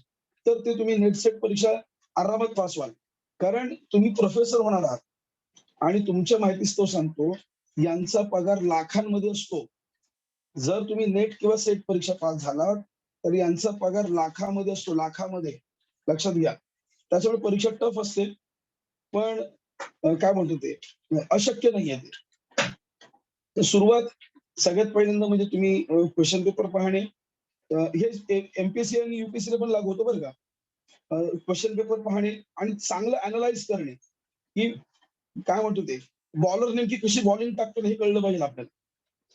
दुसरं म्हणजे सिलेबस चिरफाड करायची. चिरफाड चिरफाड म्हणजे तुम्हाला प्रत्येक ओळ कळली पाहिजे.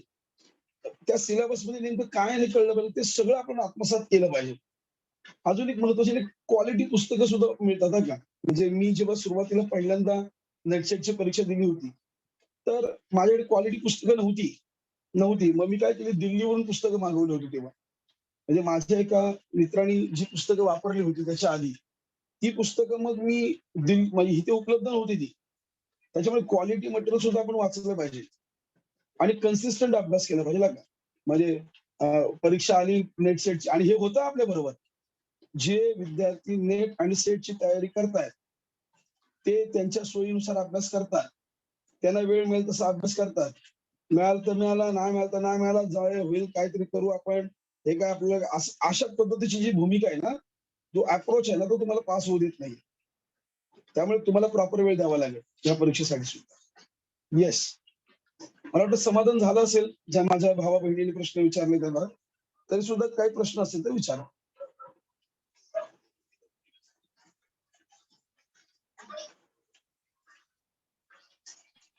हा, एक माझ्या बहिणीने प्रश्न विचारलाय की जर कॉम्पिटेटिव्ह एक्झाम करायचं असेल तर स्वतःला मोटिवेट कसं ठेवायचं है ना.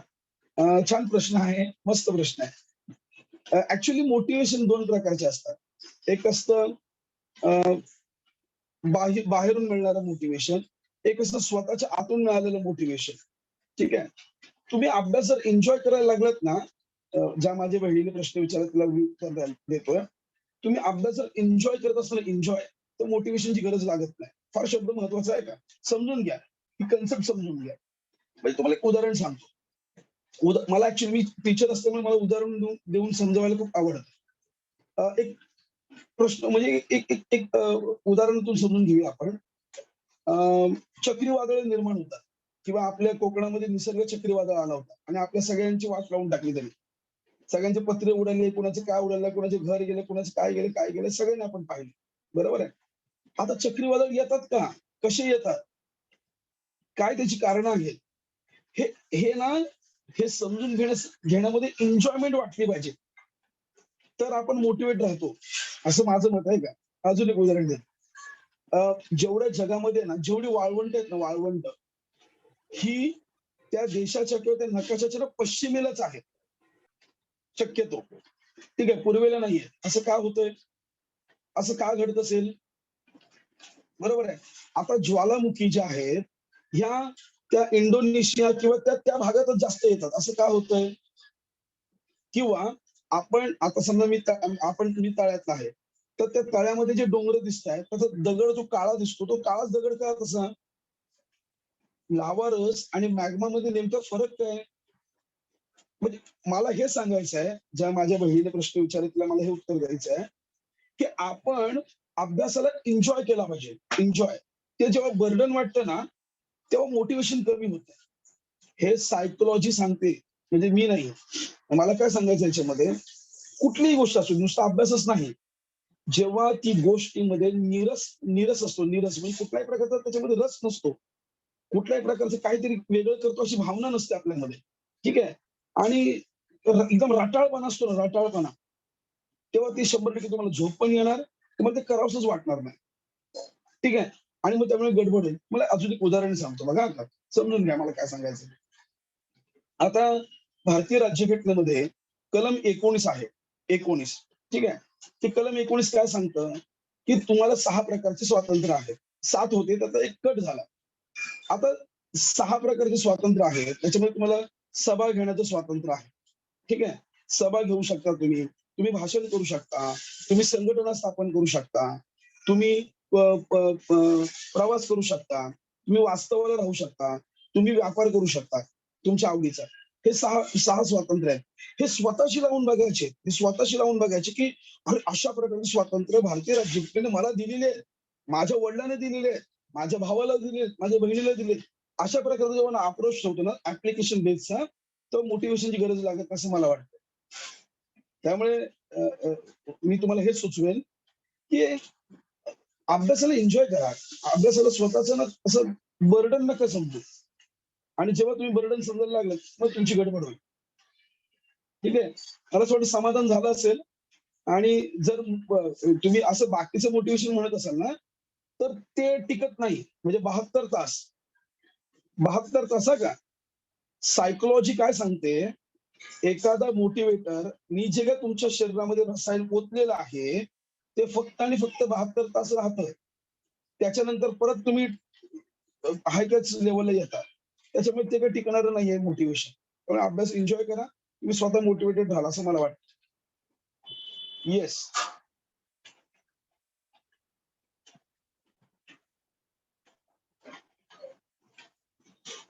एका माझ्या कोणी विचारलंय. ठीक आहे. सर युपीएससी एक्झाम मध्ये प्रिलियमला कोणत्या सब्जेक्टचं प्रिपरेशन करावं लागतं? त्या 2 सब्जेक्टसाठी. नाही समजलं मला. तुम्ही माईक अनम्यूट करून जरा प्रश्न विचारा प्लीज. माईक अनम्यूट करा आणि प्रश्न विचारा. चालेल. बिनधास्त प्रश्न विचारा रे तुम्ही. अरे काय आपण भावंड एकमेकांच्या कुठे काय मार्गदर्शन कसलं काय. बिनधास्त प्रश्न विचारा.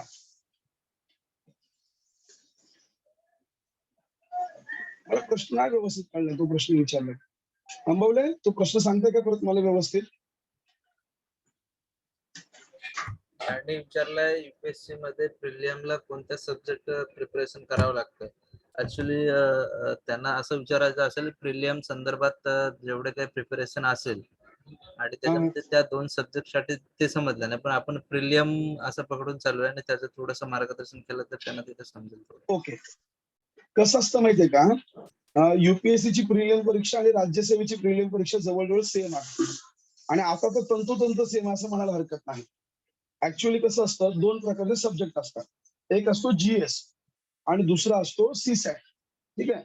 सीसॅटचा फुल फॉर्म असा आहे की सिव्हिल सर्व्हिसेस ऍप्टिट्यूड टेस्ट. असे 2 सब्जेक्ट आहेत आपल्याकडे. ठीक आहे. आता तो जीएस जो सब्जेक्ट आहे ना, त्या जीएस सब्जेक्टमध्ये एकूण वेगवेगळ्या प्रकारचे 7 विषय आहेत. 7 विषय. त्यामध्ये पहिला घेऊयात इतिहास, म्हणजे हिस्ट्री. दुसरा जॉग्राफी, तिसरा पॉलिटी, चौथा इकॉनॉमिक्स, पाचवा पर्यावरण घेऊया. ठीक आहे. पर्यावरण, 6वा सायन्स, आणि 7वा कोणता राहिला? सायन्स. सायन्स झाला नाही का, जॉग्राफी झाला, पॉलिटी झाली, इतिहास भूगोल झाला आणि करंट अफेअर. ठीक आहे. असे एकूण 7 विषय असतात. इतिहास भूगोल साधारणतः 15 प्रश्न पूर्ण झाला प्रत्येकाला. इतिहासाला 15 प्रश्न, भूगोलाला 15 प्रश्न. ठीक आहे. त्याच्यानंतर तुम्हाला इकॉनॉमिक्सला 15 प्रश्न, पॉलिटीला 15 प्रश्न, त्याची करंट अफेअरला 15 प्रश्न आणि 5 प्रश्न तुम्हाला पर्यावरणाला आहेत. ठीक आहे. आणि 15 प्रश्न करंट अफेअरला, मागच्या वर्षभरामध्ये जे पडतात ते प्रश्न. असं युपीएससीला पहिले 7 सब्जेक्ट पकडून झाला, त्याचे 200 मार्क असतात. दोन्ही. आणि दुसरा जो आहे तो सीसॅट आहे. आणि सीसॅट मध्ये काय असतं, तुम्हाला गणित असतं, बुद्धिमत्ता चाचणी असते आणि उतारावरनं प्रश्नांची उत्तरं लिहायची असतात.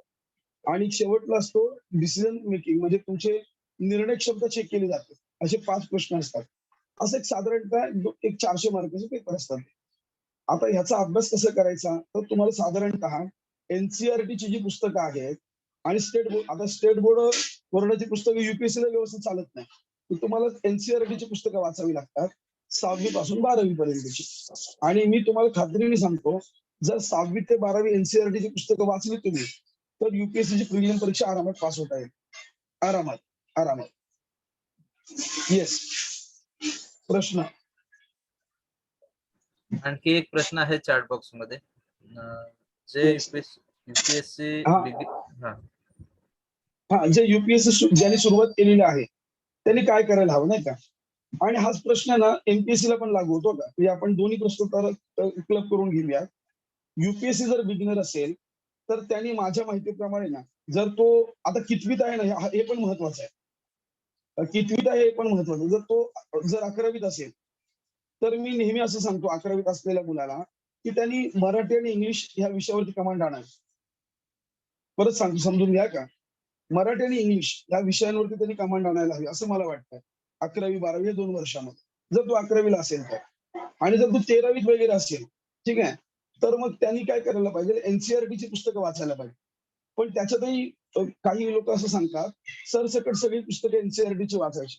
पण मी लोकांना काय सजेस्ट करतो, समजा मी विज्ञान विषय करणार असेल किंवा मी समजा इतिहास विषय करणार असेल, तर इतिहासाचीच, फक्त इतिहासाची इयत्ता 6वी पासून ते इयत्ता 12वी पर्यंत इतिहासाची मी एनसीईआरटीची सगळी पुस्तकं वाचली पाहिजे. ठीक आहे. आणि मग काय केलं पाहिजे, जे इतिहासाचे काही रेफरन्स बुक आहे ते मी वाचले पाहिजे. म्हणजे माझा इतिहास सगळा विषय काय होईल, व्यवस्थित एक मार्गी पूर्ण होईल. मग नंतर समजा मी जॉग्राफी घेत, तर मी जॉग्राफीची पहिली एनसीईआरटीची पुस्तकं वाचली पाहिजे इयत्ता 6वी पासून 12वी पर्यंतची. आणि त्याच्यानंतर मी काय करायला हवं, मी मग जॉग्राफीचे जे काही रेफरन्स बुक आहेत ते वाचले पाहिजे. काही लोक काय करतात, सगळे एनसीईआरटी वाचून घेतात सगळे, आणि त्याच्यानंतर मग रेफरन्स वाचायला जातो, मग त्याचा फायदा होत नाही आपल्याला. ओके. तर ही गोष्ट सुद्धा आपण समजून घेतली पाहिजे. जो विषय आपल्याला करायचा आहे त्याची जर एनसीईआरटी आपण वाचली तर निश्चितपणे आपल्याला चांगला फायदा मिळू शकतो. ओके. तर त्या दृष्टिकोनातून आपण गेलं पाहिजे.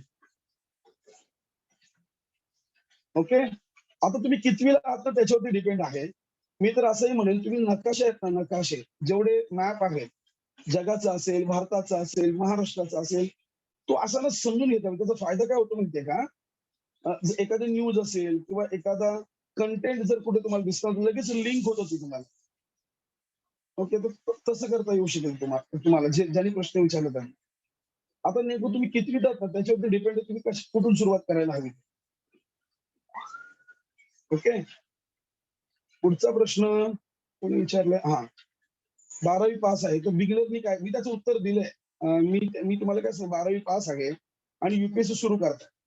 मी सुरुवात असं सांगेन तुम्हाला, तुम्ही जॉग्राफी पासून सुरुवात करा. ठीक आहे. कारण जॉग्राफी हा विषय इतका इंटरेस्टिंग आहे ना, म्हणजे फार भारी आणि खूप मजा येते त्याच्यामध्ये. सगळ्यात पहिल्यांदा जर तुम्ही मॅप वगैरे सगळे समजून घेतले, सगळे मॅप, ठीक आहे, म्हणजे भारत पूर्वी कुठे होता, भारत गोंडवानाचा होता का लॉरिशियसचा होता, मग तो कसा फुटून वरती आला, मग मादागास्कर बेट आणि आपला काय संबंध आहे का, मग नंतर रियुनियन बेट काय आहे, मग कुठे धडकला, मग हिमालय कसा निर्माण झाला, वगैरे वगैरे वगैरे वगैरे. ठीक आहे ना, खूप मजा असते ना काय याच्यामध्ये. मग त्या नद्या कुठून कशा वाहत आहेत, त्याच्यानंतर मग आपली टोपोग्राफी काय आहे नेमकी, ह्या सगळ्या गोष्टी जर आपण समजून घ्यायला सुरुवात केली ना, आणि जर त्याची एनसीईआरटी वाचली 12वी सॉरी इयत्ता 6वी ते 12वीची, तर तुमचं भूगोल या विषयावरती कमांड येऊ शकते, है ना. आणि त्याच्यानंतर मग जर तुम्हाला तुमच्या आवडीचा एखादा सब्जेक्ट असेल, सुरुवातीला मी आवडीचा सब्जेक्ट एवढ्यासाठीच म्हणतोय, तर तुमचा इंटरेस्ट पण जनरेट झाला पाहिजे. मी सांगितलं ना चला इकॉनॉमिक्स आणि सुरुवात करा, तर मग गडबड होईल तुमची. ओके, कारण त्याचे कन्सेप्ट समजायला कठीण आहेत आणि एकदा समजल्या की खूप भारी आहे, म्हणजे खूप एन्जॉय कराल तुम्ही. Okay, yes. अजून काही माहिती किंवा काही प्रश्न विचारायचे कोणाला? प्रश्न विचारायला राजानो, इतरांचे पण डाऊट्स क्लिअर होतील.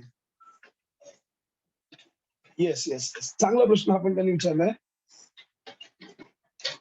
तुमचे डाऊट्स क्लिअर होत आहेत का जर चॅट बॉक्स मध्ये सांगत चला जरा, म्हणजे जर क्लिअर होत असेल म्हणजे मला कळेल पण की बाबा डाऊट क्लिअर होत आहेत म्हणून.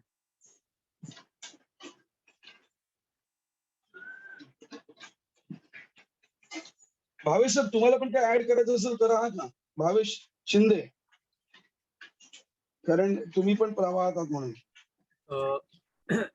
आणखी एक प्रश्न आहे त्यामध्ये, एसएससी आणि रेल्वे भरती बद्दल थोडक्यात माहिती. हॅलो, हा, आवाज आता येतोय सर? हा हा हा, बोला ना बोला. हा, तेच सेम प्रश्न. एसएससी आणि बँकिंगचं स्वरूप जवळजवळ सेमच असतं. त्या विद्यार्थ्याचा प्रश्न होता, त्याला मी आन्सर करतोय सर. तर येस. त्याच्यामध्ये पण समजा तुम्ही एसएससीचं जर प्रिपरेशन वगैरे करत असाल तर त्याच्यामध्ये परत तसंच असतं, प्रिलिम आणि मेन्स असते. आणि प्रिलिम काउंटेबल असतं म्हणजे फायनल मेरिटसाठी एसएससी मध्ये, म्हणजे स्टाफ सिलेक्शन कमिशन जो आहे, म्हणजे कर्मचारी निवड आयोग म्हटलं जातं त्याला. तर त्याच्यामध्ये एसएससी थ्रू तुम्ही वर्ग 2 ची पदं आहेत, जसे की आपली एमपीएससी मध्ये गट ब जसं एसटीआय, एएसओ आणि पीएसआय आहेत, तसंच ह्या एसएससी थ्रू तुम्हाला जाता येतं. जसं की इन्कम टॅक्स मध्ये जाता येतं, एक्साइज मध्ये जाता येतं, कस्टम मध्ये जाता येतं.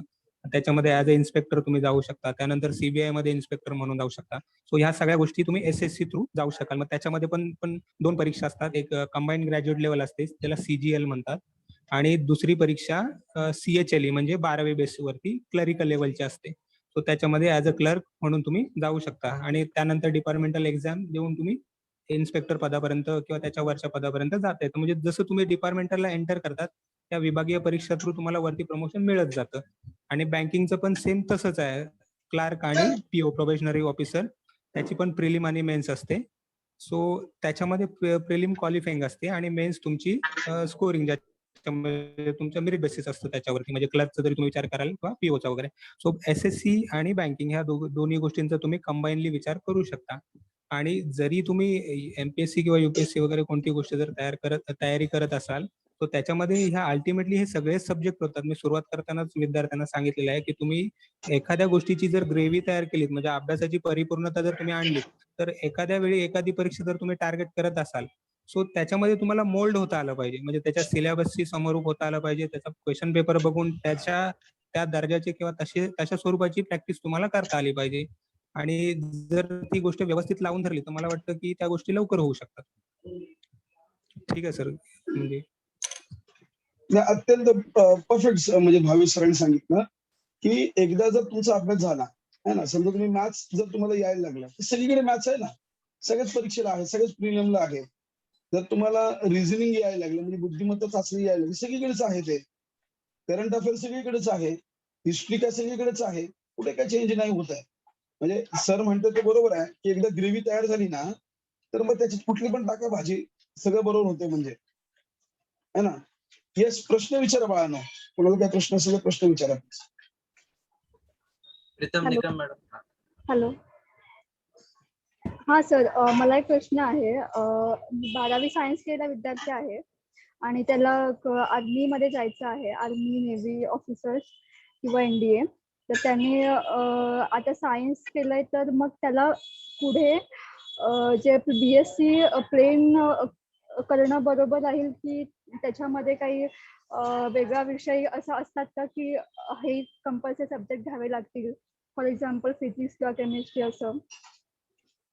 नेव्ही हां, हा हां. नेव्ही मध्ये ऍज ऑफिसर म्हणून जर जायचं असेल ना नेव्ही मध्ये, तर फिजिक्स केमिस्ट्री मॅथ्स हवंच. फिजिक्स आणि केमिस्ट्री हवंच. ठीक आहे. आणि ओके. त्याचं कसं असतं माहितीये का, एकूण 3 मार्ग आहेत. 3 मार्ग जर ऑफिसर व्हायचं असेल तर. एक असतं UPSC CDS नावाची एक्झाम कंडक्ट करते. ठीक आहे. आणि ती आफ्टर ग्रॅज्युएशन असते. ती देऊन जाता येऊ शकतं. किंवा समजा जर आपल्याला ती द्यायची नसेल तर आपण NDA देता येते. NDA ची एक्झाम असते. NDA आफ्टर 12 देता येते. आणि ती दिल्यानंतर 3 वर्ष तुम्हाला NDA मध्ये ठेवलं जातं.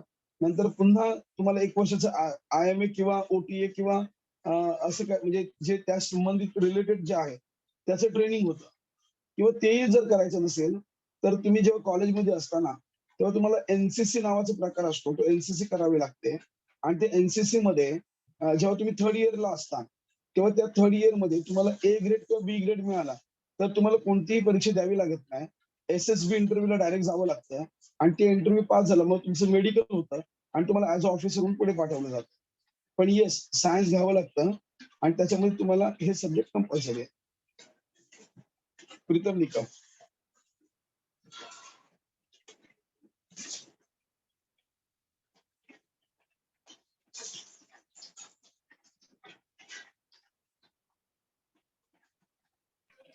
सर माझा एक प्रश्न आहे. हा बोला पाराव. सर मी असं म्हणते SSC आणि MPSC मध्ये डिफरन्स काय आहे? तसा बघितलं तर डिफरन्स नक्कीच आहे. म्हणजे आता तुम्ही जर MPSC बघितलं, जसं भावेश शिंदेने आपल्याला सांगितलं, त्याच्या ज्या पोस्ट आहेत ना त्या जवळजवळ सेम आहेत. त्याचा अभ्यास थोडासा आपल्याला SSC मध्ये गेलो तर थोडं नॅशनल लेवलचं वाचावं लागतं. MPSC मध्ये आलं की आपल्याला महाराष्ट्र लेवलचं वाचावं लागतं. आणि महाराष्ट्र स्किप करून जमत नाही आपल्याला. ठीक आहे. तर ही आहे दोघांची परीक्षा वेगवेगळ्या पद्धतीच्या होतात. ठीक आहे. आणि तुम्हाला जॉब ऑपॉर्च्युनिटी पण फार वेगळ्या वेगळ्या प्रकारचे मिळत असतात दोन्हीकडे. ओके.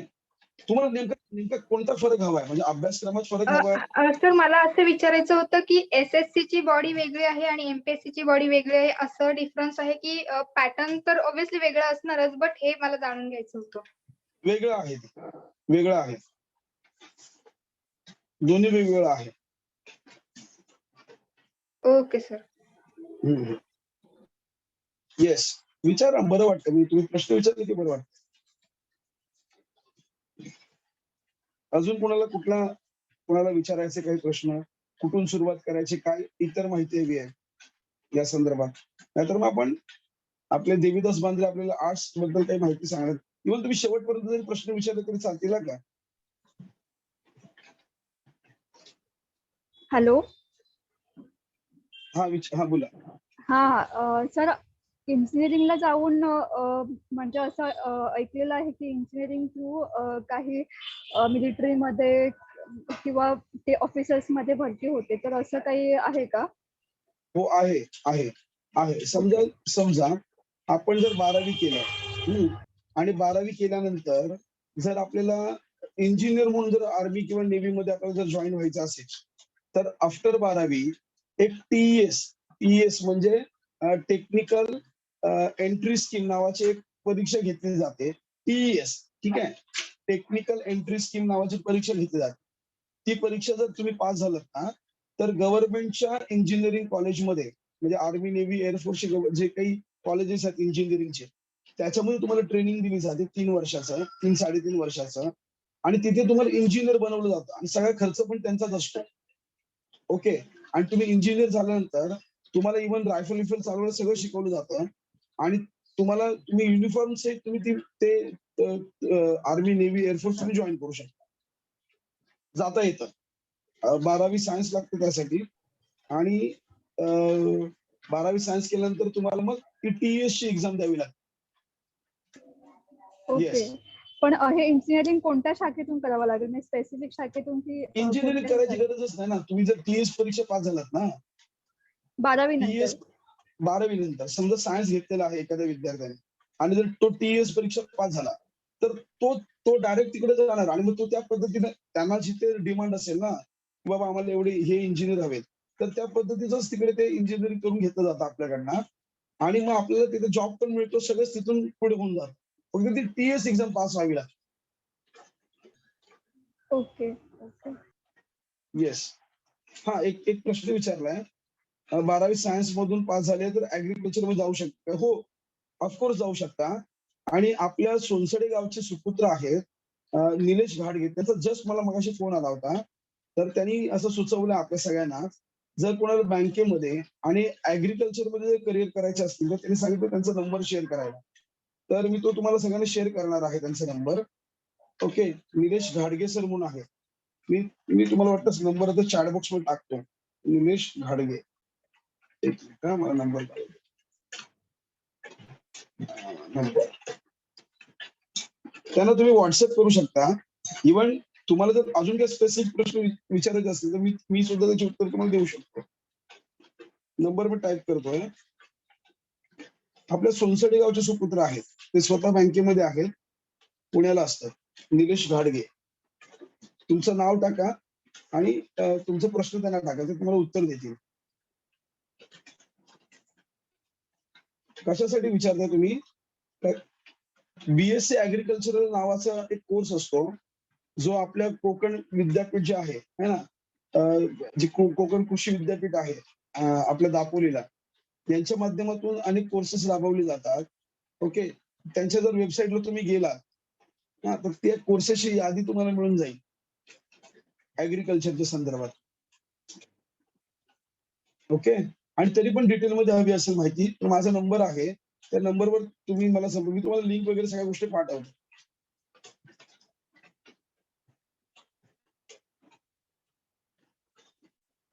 हा दुसरा नंबर माझा आहे, 7218425025. येस. अजून कोणाचे काही प्रश्न आहेत का?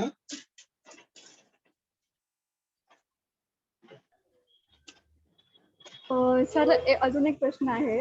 हा. जे आपल्या रेल्वेमध्ये जे मोटरमन असतात, रेल्वे चालक असतात, तर त्यांच्या संबंधित ते त्यांचं जे करिअर आहे तर त्यांचं त्याच्याबद्दल माहिती देऊ शकता का? म्हणजे कशा प्रकारे तसं त्या पदावर जाऊ शकतो? बरोबर. नाही, त्याच्यासाठी ना त्याचे काही प्रोफेशनल कोर्सेस असतात. कशाचे? रेल्वे मोटरमॅनच्या संदर्भामध्ये. ठीक आहे. आणि तुम्हाला ना इंजिनिअरिंग पण जर तुम्ही इंजिनियर असाल, ठीक आहे, त्या ह्याच्यामध्ये रेल्वेच्या संदर्भामध्ये, तर तुम्हाला त्याचे ऍक्च्युली ना हे निघत असतात, जाहिराती निघत असतात.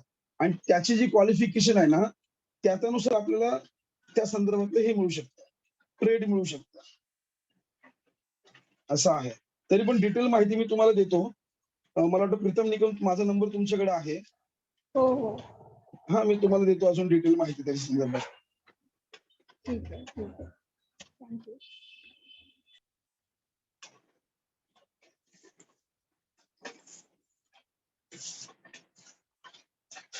येस, विचार अजून काही. नाहीतर मग आपण यांच्याकडे जाऊयात, देवीदास बांद्रेंकडे.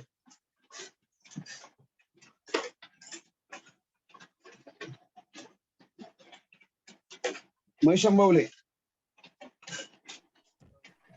विद्यार्थ्यांना विनंती आहे की आता समजा यामध्ये आपल्याला प्रश्न असतील तर आपण चॅट बॉक्स मध्ये तसे टाकू शकता. प्लस आपल्याला जर असं वाटत असेल की जर काही सरांना विचारायचं आहे तर आपल्याला तिथे नंबर त्यांनी दिलेला आहे सरांना, तो आपण नंबर घेऊन सरांजवळ चर्चा करू शकता. मी थोडस देवदास बांद्रे सरांकडे जातो. वैशाली पारावे मॅडम, आपण बांद्रे सरांकडे जाऊया. विद्यार्थ्यांना विनंती करतो, जर प्रश्न असतील तर चॅट बॉक्स मध्ये टाका, आपण नक्की त्याचे सरांना विचारू. धन्यवाद सर. आर्ट्स विषयी मार्गदर्शन मिळवण्यासाठी आपण देवीदास बांद्रे सरांना आमंत्रित करत आहोत.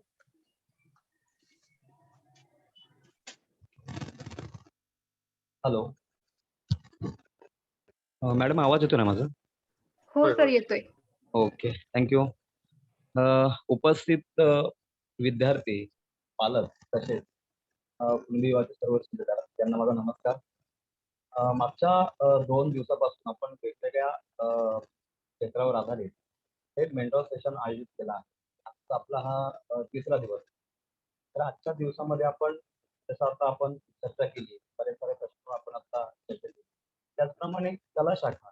तर या कला शाखेमध्ये शिक्षण घेत असताना आपल्याला कोणत्या संधी आहेत, ज्याच्यातून आपण आपलं करिअर घडवू शकतो.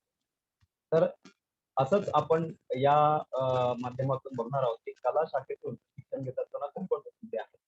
तर तत्पूर्वी मला असं सांगावसं वाटतं की जसं आपण 1ली ते 10वी पर्यंत एक एक सरळ असा मार्ग असतो आणि त्या पद्धतीने आपण शिक्षण घेत असतो. पण जेव्हा का आपण 10वीची परीक्षा देतो आणि त्याच्यानंतर मग अनेक असे मार्ग, अनेक अशा वाटा समोर असतात आणि मग असे प्रश्न पडतो, की कोण आता काय करायचं?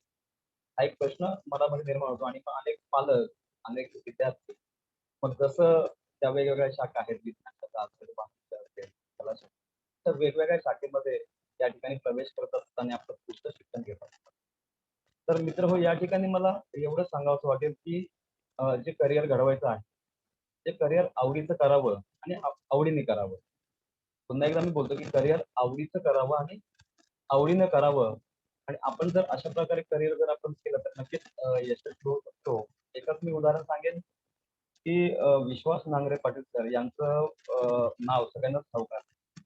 ज्यांना 12वी मध्ये 92% मार्क्स मिळाले होते आणि ते देखील मेडिकल किंवा इंजिनिअरिंग या क्षेत्रामध्ये प्रवेश करू इच्छा असते.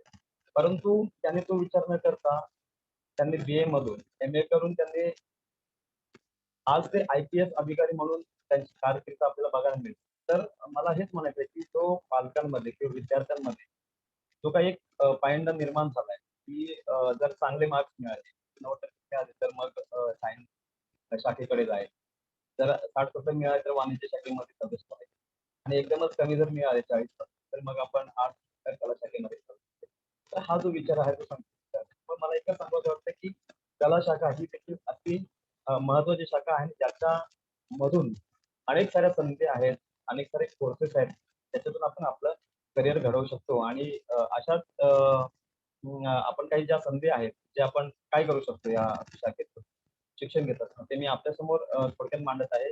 विद्यार्थ्यांना माझी एक विनंती आहे, की जे काही प्रश्न असतील ती नोंद करून ठेवा. नक्कीच आपण त्याच्यावर चर्चा करू. तर त्याच्यामध्ये पहिलं जे आहे ते BA बॅचलर ऑफ आर्ट म्हणजे 12वी नंतर 12वी नंतर आपण 3 वर्षाचा हा जो एक 3 वर्ष असतात. 3 वर्षामध्ये आपण वेगवेगळ्या विषयामध्ये जसं मग ते अर्थशास्त्र असेल, मानसशास्त्र असेल, राजनीतिशास्त्र, मराठी, भूगोल. तर या विषयामध्ये आपण हा 3 वर्षाचा जो आहे अभ्यासक्रम त्याच्यामध्ये आपण त्याची पदवी घेऊ शकतो आणि हा जो BA पदवी आहे ती खूप अ, जुनी आणि महत्त्वाची आहे. त्याच्यानंतर BA नंतर आपल्याकडे बरेच सारे ऑप्शन त्याच्यामध्ये आपण MBA करू शकतो, LLB आहे, MA आहे, PhD आहे. अशा प्रकारचे बरेच सारे कोर्सेस, बरेच सारे ऑप्शन आपल्याकडे आहेत, ते आपण करू शकतो. त्यानंतर दुसरं एक आहे की MSW. मला वाटतं MSW हा जो कोर्स आहे बऱ्याच विद्यार्थ्यांना, पालकांना नवे-नवे तर मला पण आतापर्यंत माहीत नव्हतं. पण आज आपण पाहतो की मुंबईसारख्या ठिकाणी अनेक NGO ज्या काम करतात. शैक्षणिक असेल किंवा हेल्थवर असेल, तर त्यांना MSW झालेल्या पदवीधर करत असतात. आणि या ठिकाणी हा जो कोर्स आहे, हा कोर्स करण्यासाठी जी आपल्याला एक अट आहे, कुठल्याही मान्यताप्राप्त महाविद्यालयातून कमीत कमी 50% गुण मिळवून ती पदवीची परीक्षा आपल्याला उत्तीर्ण होणं गरजेचं आहे. त्याचप्रमाणे हा जो कोर्स आहे तो 2 वर्षाचा कोर्स असतो आणि परीक्षा ही 4 सेमिस्टरमध्ये घेण्यात येते. आणि याची जर आपण आता या परिस्थितीमध्ये जर पाहिलं तर याचा मुंबईसारख्या ठिकाणी किंवा शहराच्या ठिकाणी मोठा स्कोप आहे. नोकरीच्या मोठ्या संधी आहेत. त्याचप्रमाणे एक सगळ्यांना ठाऊक असेल की आपण BA नंतर कला शाखेतून प्रवेश शिक्षण घेत असताना आपण B.Ed करू शकतो, B.Ed करू शकतो. जे आतापर्यंत सुरू होतं म्हणजे 12वी नंतर D.Ed करणं, त्याच्यानंतर ग्रॅज्युएशन नंतर आपण B.Ed करत असतो. मग त्याच्या अगोदर आपण ती CET पात्रता एक्झाम देऊन त्याच्यानंतर आपण 1 वर्षाचा जो कोर्स आहे B.Ed तो आपण करतो. त्याच्यानंतर मग देशामध्ये आपला आपण कारकीर्द आपला जो करिअर आहे तो आपण करत होतो. परंतु नवीन जो बदलता शैक्षणिक धोरण आहे, त्याच्यानुसार थोडंसं यामध्ये मला वाटतं काही वर्षानंतर बदल होण्याची शक्यता आहे. जसं अगोदर 10वी आणि 12वीचं बोर्ड होतं. तर याच्या पुढे जे आता नवीन धोरण आलंय त्याच्यामध्ये 11वीचं बोर्ड असणार आहे आणि ते अगोदर जे आहे त्याचं 10+2 ऐवजी आता जो 5+3+3+4 हा जो क्रायटेरिया आहे, हा नवीन क्रायटेरिया या ठिकाणी आलेला आहे. त्या पद्धतीने यापुढे असणार आहे. परंतु ज्यांना शिक्षण पेशामध्ये काम करायचं आहे, कारकीर्द घडवायची तर हे बी-एडचं जे कोर्स आहे ते आपण करू शकतो. त्याच्यानंतर ACM bachelor of journalism and mass communication हा जो कोर्स आहे त्याच्यामध्ये पत्रकारिता म्हणजे आपण आज पाहतो म्हणजे आजच्या ह्या डिजिटल युगामध्ये या आजच्या आधुनिक युगामध्ये आपण पाहतो की अनेक हे मोठ्या प्रमाणात विकसित होत चाललं आहे. म्हणजे आपण प्रत्येक जे आपलं माध्यम आहे म्हणजे मराठी असेल त्याच्यामध्ये जे न्यूज चालू आहे तर या ठिकाणी आपल्याला एक मोठी संधी असते. त्याचप्रमाणे याच्यामध्ये पत्रकारितेमध्ये प्रिंट मीडिया आणि डिजिटल मीडिया असे हे दोन मीडिया आहेत. त्या ठिकाणी देखील आपल्याला एक खूप मोठी संधी उपलब्ध होऊ शकते. त्याचप्रमाणे हॉटेल मॅनेजमेंट एक हा जो एक कोर्स आहे जो आपण कलासाठी आपण करू शकतो. ज्याच्यामध्ये 3 वर्ष पूर्ण होईल हा जो पदवी आणि 1 ते 2 वर्षाचा पदविका अभ्यासक्रम असतो. म्हणजे 3 वर्ष आपल्याला पूर्ण वेळ याच्यासाठी द्यावं लागतं आणि त्याच्यानंतर 1-2 वर्षाचा पदविका अभ्यासक्रम. या कोर्स नंतर आता सगळ्यांना ठाऊक आहे की या कोर्स नंतर आपण स्वतःचा हॉटेल व्यवसाय देखील या ठिकाणी सुरू करू शकतो. त्याचप्रमाणे आपण मोठ्या-मोठ्या हॉटेलमध्ये नोकरी सुद्धा करू शकतो. तर हे एक देखील आज आपण पाहिलं तर आपल्याला हे याच्यामध्ये पण एक मोठी संधी आहे. याच्यामध्ये देखील आपण आपल्या याच्यामध्ये करिअर करू शकतो. त्याचप्रमाणे इव्हेंट मॅनेजमेंटमध्ये ज्याप्रमाणे बरेच सारे आपल्याला ठाऊक आहे की बरेच सारे सामाजिक, सांस्कृतिक, राजकीय, व्यावसायिक, घरगुती कार्यक्रम होत असतात आणि अशा ठिकाणी आयोजनाची गरज असते. व्यवस्थापनाची त्याच्यातून व्यवस्थापनाचं नियोजन करण्याची गरज असते आणि अशी कला त्याच्यामध्ये अवगत असेल, त्यांना नक्कीच हा ऑप्शन फायदेशीर आहे. मी थोडंसं वेळ लक्षात घेतो तसं फास्ट घेतोय. जर नसेल समजत किंवा जर जास्त फास्ट असेल तर तुम्ही मला मध्येच थांबवू शकता. त्याच्याप्रमाणे मी जसं बोललो इव्हेंट मॅनेजमेंट आहे. हा एक नोकरीच्या दृष्टिकोनातून किंवा स्वतःच्या व्यवसायाच्या दृष्टिकोनातून एक फायदेशीर ऑप्शन आहे. त्याचप्रमाणे दुसरं आहे ते फॅशन डिझाइन. तर फॅशन डिझाइन हा डिप्लोमा इन फॅशन डिझाइन हा 1 वर्षाचा कोर्स असतो आणि 4 वर्षाचा डिग्री कोर्स असतो. तसं फाईन आर्ट सारखाच हा विषय आहे. जिथे आपण फॅशनच्या जगामध्ये आज आपण पाहतो की म्हणजे सर्रासपणे हे सगळं चालतं म्हणजे या अशा फॅशनच्या जगामध्ये जर आपल्याला करिअर घडवायचं तर हा एक ऑप्शन आपल्याकडे असू शकतो फॅशन डिझाइन. त्याच्यानंतर याचप्रमाणे ग्राफिक डिझाइन जे आहे, ग्राफिक डिझाइन हे जे आहे विस्तृत विषय आहे. जसं यामध्ये जाहिरात, फोटोग्राफी, प्रिंटिंग आहे, वेब डिझाइन आहे, अॅनिमेशन, लोगो ब्रँडिंग या विषयांचा समावेश होतो. आणि याच्यामध्ये देखील डिप्लोमा किंवा डिग्री मिळवून ग्राफिक डिझायनर बनवू शकतो. आणि आपण जसं आपण आता पण म्हणालो की आपल्याला ओळखता आलं पाहिजे की मला म्हणजे आपल्याला काय कशाची गरज आहे किंवा आपण कशामध्ये आपण आपलं करिअर घडवू शकतो हे ओळखणं खूप महत्वाचं आहे. म्हणजे आत्ताची जी करंट परिस्थिती आहे त्यानुसार आपल्याला आपलं करिअर निवडणं आणि ते घडवणं हे खूप महत्वाचं आहे. त्याच्यानंतर पुढे जसं आहे की BA LLB चा एक कोर्स आहे. म्हणजे जसं की फक्त वकील बनून कोर्टामध्येच काम करणं किंवा कोर्टामध्येच आपण आपला जो पेशा आहे तो आपण सादर करणार आहे. तर आजकाल आपण बघतो की वर्तमानपत्राचा म्हणजे लीगल ॲडवायझर असतो. त्याच्यानंतर कंपनीचा लीगल ॲडवायझर असतो. तर त्या ठिकाणी देखील LLB च्या खूप साऱ्या जागा असतात आणि अशा ठिकाणी आपण मग त्या कंपनीमध्ये आपण काम करू शकतो. त्याचप्रमाणे कला शाखेत जसं मी म्हणतो की कला शाखेतून खूप सारे कोर्सेस आहेत, खूप साऱ्या संधी आहेत. म्हणजे मी ज्या ठिकाणी मोजक्याच संधी या ठिकाणी मी प्रेझेंट करतोय. त्याच्यानंतर होतं की प्रोफेशनल आर्ट. तर ही जी कला आहे म्हणजे समजा डान्स आहे, सिंगिंग आहे, ड्रॉइंग आहे किंवा मास्टर ऑफ थिएटर असे वेगवेगळे कोर्सेस आहेत. फिल्म मेकिंगमध्ये आपण या ठिकाणी चित्रपट सृष्टीमध्ये देखील आपलं करिअर घडवू शकतो. आणि याच्यासाठी डिप्लोमा किंवा 3 वर्षाची डिग्री आपण मिळवू शकतो. आणि आपण सगळ्यांना ठाऊक आहे की आता जे चाललं आहे म्हणजे आपल्याला कला शाखेमध्ये याच्यातून खूप आपलं मार्गदर्शन त्याचप्रमाणे पुढचं जे आहे ते डिजिटल मार्केटिंग. तर डिजिटल मार्केटिंग हा 1 वर्षाचा डिप्लोमा आणि 3 वर्षाची डिग्री आपण याच्यातून घेऊ शकतो. आणि मार्केटिंगमध्ये देखील आपण या शाखेद्वारा किंवा या जे आपलं क्षेत्र आहे याद्वारे आपण एक आपलं करिअर घडवू शकतो. त्याचप्रमाणे जसं आपण मगाशी म्हणालो, की बरेच सारे ऑदर जे इतर देखील आपले जे आहेत क्षेत्र त्याच्यामध्ये आपण करू शकतो, की जर आपलं जिओग्राफी चांगलं असेल, तर आपण जिओग्राफी चांगलं असेल, तर जिओग्राफी मधून आपण पीएचडी केली, तर भविष्यामध्ये हवामान खात्यामध्ये आपल्याला एक जॉब लागू शकतो. त्याचप्रमाणे इतिहासामध्ये जर इतिहास आपला चांगला असेल, तर इतिहासाचे आपण संशोधक म्हणून आपण काम करू शकतो. सायकॉलॉजी जर आपण असू तर त्याच्यातून आपण एक करिअर आपलं घडवू शकतो. त्याचप्रमाणे आपल्याला सगळ्यांना ठाऊक आहे, की आजच्या परिस्थितीमध्ये ताणतणाव ह्या सगळ्या गोष्टी मोठ्या प्रमाणात बघायला मिळतात. आणि अशा वातावरणामध्ये आपण एक मानसशास्त्रज्ञ म्हणून या प्रकारची देखील आपल्याला संधी मोठ्या प्रमाणात उपलब्ध आहे. त्याचप्रमाणे जर आपला मराठी विषय चांगला जर असेल, तर त्याच्यामधून आपण लेखक, कवी यासारख्या गोष्टी आपण करू शकतो. त्याचप्रमाणे चांगल्या चित्रपटासाठी देखील आपण संवाद लिहिणं, लेखन करणं, या अशा प्रकारचे देखील आपण याच्यातून आपलं करिअर करू शकतो. अर्थशास्त्र जर चांगला असेल, तर आपण त्याच्यातून बँकिंग क्षेत्रात कौशल्य दाखवू शकतो, आपलं करिअर घडवू. त्याचप्रमाणे जसं आता आपण म्हणालो, की असं नाहीये, की जर कला शाखेतून आपण शिक्षण घेतलं, तर आपल्याला संधी कमी आहेत आणि आपल्याला सरकारी जॉब मिळणार.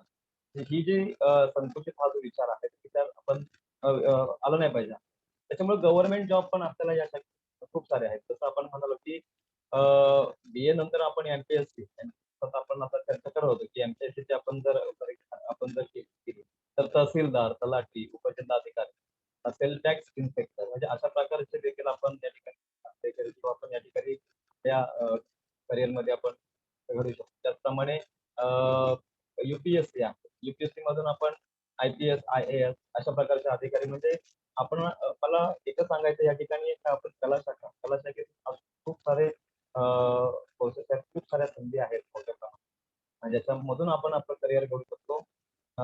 एवढं सांगेन. आणि जसं मगाशी म्हणालो, की जसं एक तो उदाहरण दिलं आपण रत्नागिरी पाटील, की आपलं ध्येय आपलं निश्चित जर असेल, तर आपण नक्कीच तिथपर्यंत पोहोचण्याचा प्रयत्न करू. आणि इच्छाशक्ती आणि आत्मविश्वास हा स्वतःला असणं खूप गरजेचं आहे.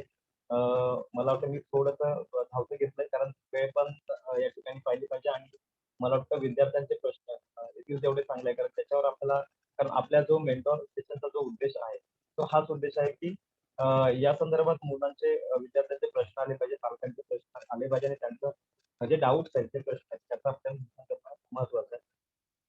मी या ठिकाणी थांबतो. तत्पूर्वी युवा कुणबीने मला या ठिकाणी संधी दिली, त्याबद्दल त्यांचे धन्यवाद देतो. आणि त्या ठिकाणी या ठिकाणी मी थांबतो. धन्यवाद. काही प्रश्न असतील तर या ठिकाणी राजेश सर आहेत, त्याच्यानंतर भावेश सर आहेत. आपण या ठिकाणी याच्यावर धन्यवाद सर.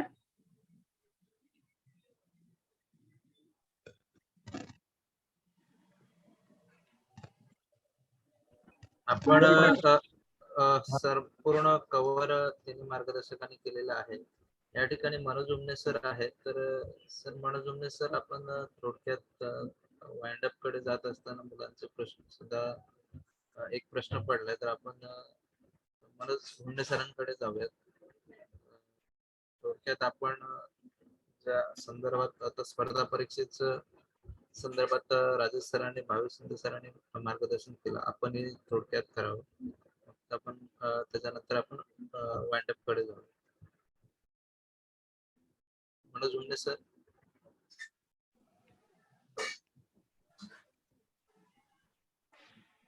मला नाही येत ते.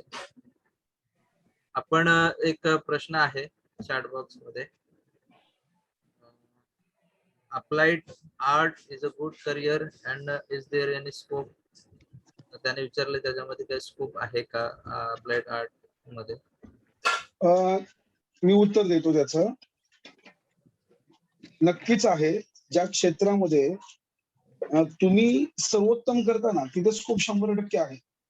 स्कोप 100% स्कोप नसतो हा का, कधीच कुठल्याच गोष्टीला स्कोप नसतो. स्कोप निर्माण करावा लागतो का. तुम्ही असं म्हणाल की भारतासारख्या देशामध्ये मी उठून आलो आणि मला स्कोप असेल, असं नसतं. म्हणजे कुठलाही म्हणजे नुसतं अप्लाइड आर्ट्स नाही तर कुठल्याही ह्याच्यामध्ये स्कोप निर्माण करावा लागतो असं माझं मत आहे.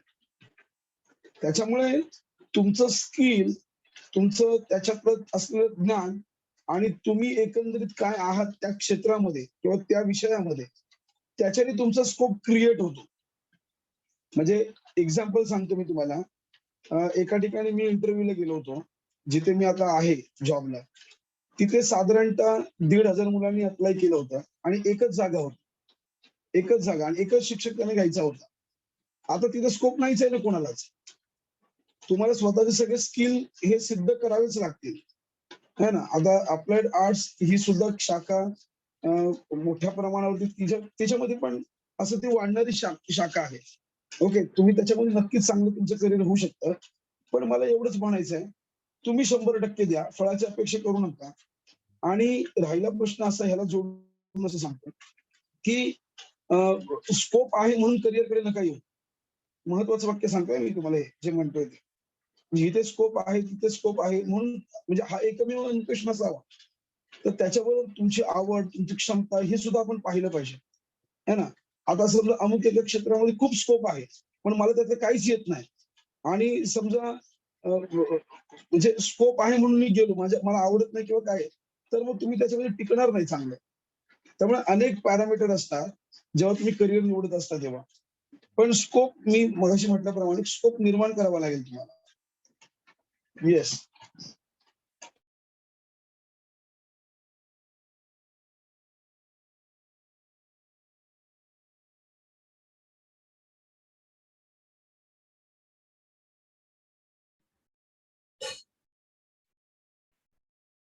आणखी काही प्रश्न आहेत का विद्यार्थ्यांचे?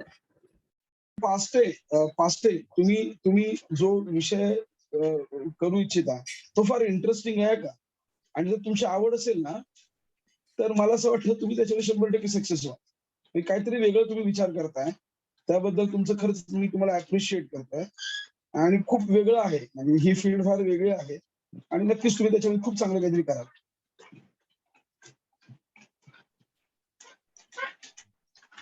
आणखी काही कुणाचे प्रश्न आहेत का विद्यार्थ्यांचे? आपण माईक ऑन करू शकता किंवा चॅट बॉक्स मध्ये विचारू शकता. आपण थोडासा वेळ आणखी देतोय, त्यानंतर आपण वाइंड अप कडे जातोय.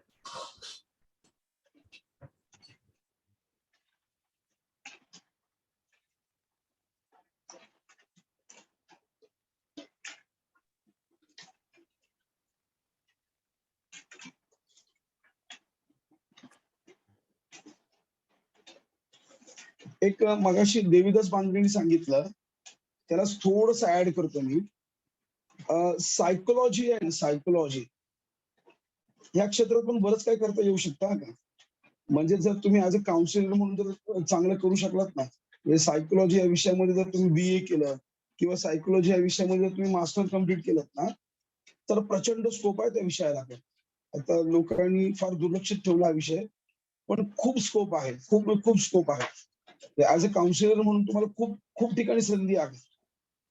ओके, तर मला असं वाटतं त्याच्यात खूप चांगली संधी तुम्हाला. आणि आता सांगतो बघा, ज्या मोठ्या मोठ्या ज्या एज्युकेशनल म्हणजे ट्रस्ट आहेत किंवा काय, तर ते ऍज अ काउन्सिलर म्हणून अपॉइंट करतात का प्रत्येक शाळांमध्ये किंवा कॉलेजेसमध्ये. तर खूप मोठी संधी त्या क्षेत्राला आहे आणि तुम्ही ऍज अ काउन्सिलर म्हणून पण खूप चांगलं त्याच्यामध्ये काय म्हणतो उत्पन्न गेन करू शकता किंवा. आणि फार इंटरेस्टिंग मजा असते त्याच्यामध्ये, सायकोलॉजी या विषयाला घेऊन. येस सर, मी पण याला थोडंसं जोडेन. तर जसं मी पण आज जो पाहतोय मुंबईत, प्रत्येक ज्या संस्था आहेत, खाजगी संस्था, त्या NGO असो किंवा इतर संस्था आहेत किंवा प्रत्येक ठिकाणी, म्हणजे त्या संस्थेमध्ये काउन्सिलरची गरज लागते. म्हणजे काउन्सिलर विनाकारण ज्या मुलांसोबत काम चालू आहे, ज्या पालकांसोबत काम चालू आहे, त्या ठिकाणी म्हणजे मोठ्या प्रमाणावर काउन्सिलर हा कंपल्सरी त्या ठिकाणी होतो. म्हणजे हा मोठा स्कोप आहे मुंबईसारख्या ठिकाणी किंवा इतर शहराच्या ठिकाणी आहे, ग्रामीण ठिकाणी. तर ही एक मोठी संधी आहे. यामध्ये देखील आपण हे करूया. आणि याचा अजून एक फायदा होतो का, तुम्ही ऍज अ काउन्सिलर म्हणून जर कुठे तुम्ही ज्ञान घेतलेलं असेल ना, तर तुम्ही तुमच्या घरातल्यांना, तुमच्या नातेवाईकांना, है ना, इव्हन तिथे सुद्धा चांगली स्टेबिलिटी तुम्ही आणू शकता. हा एक फायदा होतो आपल्याला त्या शिक्षणाचा.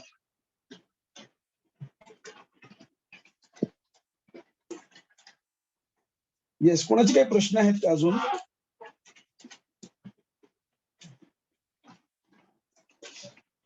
काही प्रश्न असतील तर घेऊयात, नाहीतर मग आपण समारोप करूयात आजचं सेशन.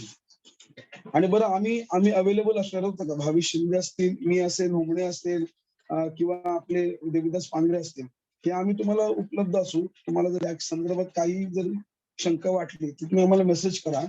आम्ही नक्की तुमच्या सगळ्या प्रश्नांची उत्तर देण्याचा पूर्ण प्रयत्न करू.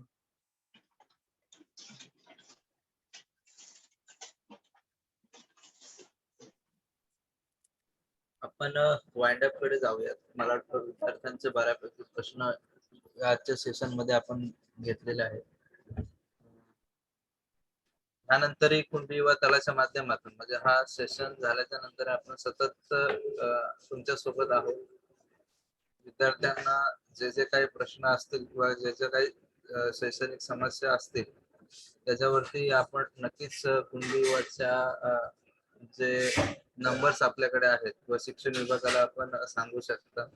आपण तशा पद्धतीनं जागृतीचे कार्यक्रम किंवा एकंदरीत एक माहिती पुरवण्याचं आपण काम या ठिकाणी करत आहोत. संपूर्ण या ठिकाणी कुणबी युवाच्या माध्यमातून आपण जे जे काही उपक्रम घेत आहोत त्याच्यामध्ये आपण सातत्य ठेवणार आहोत. तुम्ही सर्व जर विद्यार्थी या ठिकाणी असाल तर आपण नव्याने आणखीन काही जे आपल्याला एक क्वालिटी बेस्ड विद्यार्थी जसं म्हणूया की आपल्याला ह्या सर्व प्रवाहामध्ये ज्यावेळेला आपण आपलं स्वतःच करिअर घडवत आहात तर आपल्याला ह्या सर्व प्रवाहामध्ये राहायचं आहे. आणि ते राहत असताना कुणबी युवाच्या माध्यमातून आणखीन शैक्षणिक उपक्रमावरती जास्त भर देण्याचा आपण प्रयत्न करणार आहोत. आपण ज्या पद्धतीनं तळमळीने काही प्रश्न विचारले तर मी विद्यार्थ्यांना विनंती करतो की आपण त्याच तळमळीनं आता आपला जो करिअर आहे एक म्हणतो की आपण आपलं करिअर सक्सेस करायचं आहे त्याच पद्धतीने आपण करणार अशी आम्ही आपल्याकडून अपेक्षा व्यक्त करतो. आणि सध्या शेवटी मी पारावे मॅडम यांच्याकडे जातो आणि आपण आभार घेऊया आणि वाइंड अप करूया. Okay sir. खूपच उपयुक्त असे मार्गदर्शन सर्वच सरांनी केलं आहे. पुन्हा एकदा सर्व सरांचे धन्यवाद बोलते. जन्माला आला आहेस थोडं जगून बघ. जन्माला आला आहेस थोडं जगून बघ. जीवनात दुःख खूप आहे थोडं सोसून बघ. जीवनात दुःख खूप आहे थोडं सोसून बघ. चिमूटभर दुःखाने कोसळू नकोस. चिमूटभर दुःखाने कोसळू नकोस. दुःखाचे पहाड चढून बघ. दुःखाचे पहाड चढून बघ. यशाची चव चाखून बघ. अपयश येतं निरखून बघ. अपयश येतं निरखून बघ.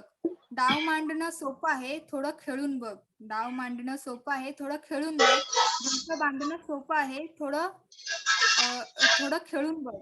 थोडं खेळून बघ. थोडी मेहनत करून बघ. यश फक्त आणि फक्त तुझंच आहे. थोडी मेहनत करून बघ. यश फक्त आणि फक्त तुझंच आहे. श्रोत्यांनी उचलला शब्दाचा भार तेव्हाच मानले पाहिजेत सर्वांचे आभार. श्रोतांनी उचलला शब्दाचा भार तेव्हाच मानले पाहिजेत सर्वांचे आभार. मी गणेश ठमके सरांना आमंत्रित करते की त्यांनी आभार प्रदर्शन करावे. धन्यवाद. धन्यवाद मॅडम. कुणबी समाजोन्नती संघ शाखा तालुका तला कुणबी युवा दला अंतर्गत शिक्षण विभाग आयोजित मेंटॉर सेशन गेल्या 2 रविवारी म्हणजे 12 जूनला आपण मुंबईत आणि 19 जूनला आपण गावी आपल्या तालुक्यामध्ये तळ्यामध्ये अतिशय महत्वाचे असे आपण करिअर मार्गदर्शन शिबिर घेतले राजेश सरांच्या मार्गदर्शनाखाली. आणि आपले जे विद्यार्थी आहेत त्यांना कुठेही अपूर्ण माहिती राहू नये म्हणून आपण कुणबी युवा दलाच्या माध्यमातून आपण सातत्याने गेली 2 दिवस पूर्ण, आजचा 3रा दिवस आणि अजून सुद्धा 2 दिवस आहेत. गेली आपण 5 दिवस पूर्ण मेंटर सेशन लावलेले आहेत. आणि शिक्षण म्हणजे आपलं सर्वांचं एक स्वप्न आहे की बाबा आपला तालुका म्हणजे ज्या पद्धतीने आपण महाराष्ट्रामध्ये पुण्याला शिक्षणाचे माहेरघर बोलतो तसं आपल्या कोकणामध्ये आपल्या तालुक्याला माहेरघर करायचं आहे शिक्षणाचं. आणि त्याच्यासाठी शिक्षण हे असं एक शस्त्र आहे ज्याच्या मदतीने आपण हे सर्व तालुका बदलू शकतो. आणि त्याच्यासाठी आपली सर्व जी काही टीम आहे त्याच्यासाठी पूर्ण उतरले आणि त्याला सर्व आपले गावचे जे सर्व समाज बांधव आहेत तालुक्याचे ते अतिशय चांगल्या प्रकारे आपल्याला सहकार्य करत आहेत. मी आजच्या ज्या मार्गदर्शन आपल्याला जे लाभलेले आहेत Bhavesh Shinde sir, doctor Rajesh Shigwan sir आणि देवीदास बांगरे सर यांनी अतिशय खूप खोलात जाऊन चांगल्या प्रकारे आपल्या सर्वांना मार्गदर्शन दिले. मी सर्वप्रथम आपल्या मार्गदर्शकांचे मी कुणबी व तालामार्फत ऋण व्यक्त करतो. तसेच शाखेचे सर्व पदाधिकारी आणि सर्व गावचे अध्यक्ष पदाधिकारी, सर्व विद्यार्थी आणि पालक वर्ग या सर्वांचे मी ऋण व्यक्त करतो. तसेच हा कार्यक्रम सर्व तळागाळात पोहोचण्यासाठी आपल्या प्रसार विभागाचा खूप महत्वाचा मोलाचा वाटा आहे. तसेच आपण घर बसल्या जो हा कार्यक्रम पाहत आहोत किंवा आपण जो अनुभवत आहोत ते आपला IT विभाग, त्या विभागाला सुद्धा मी ऋण व्यक्त करतो आणि आपला आजचा कार्यक्रम समाप्त झाला असं मी जाहीर करतो. जय जिजाऊ जय संविधान.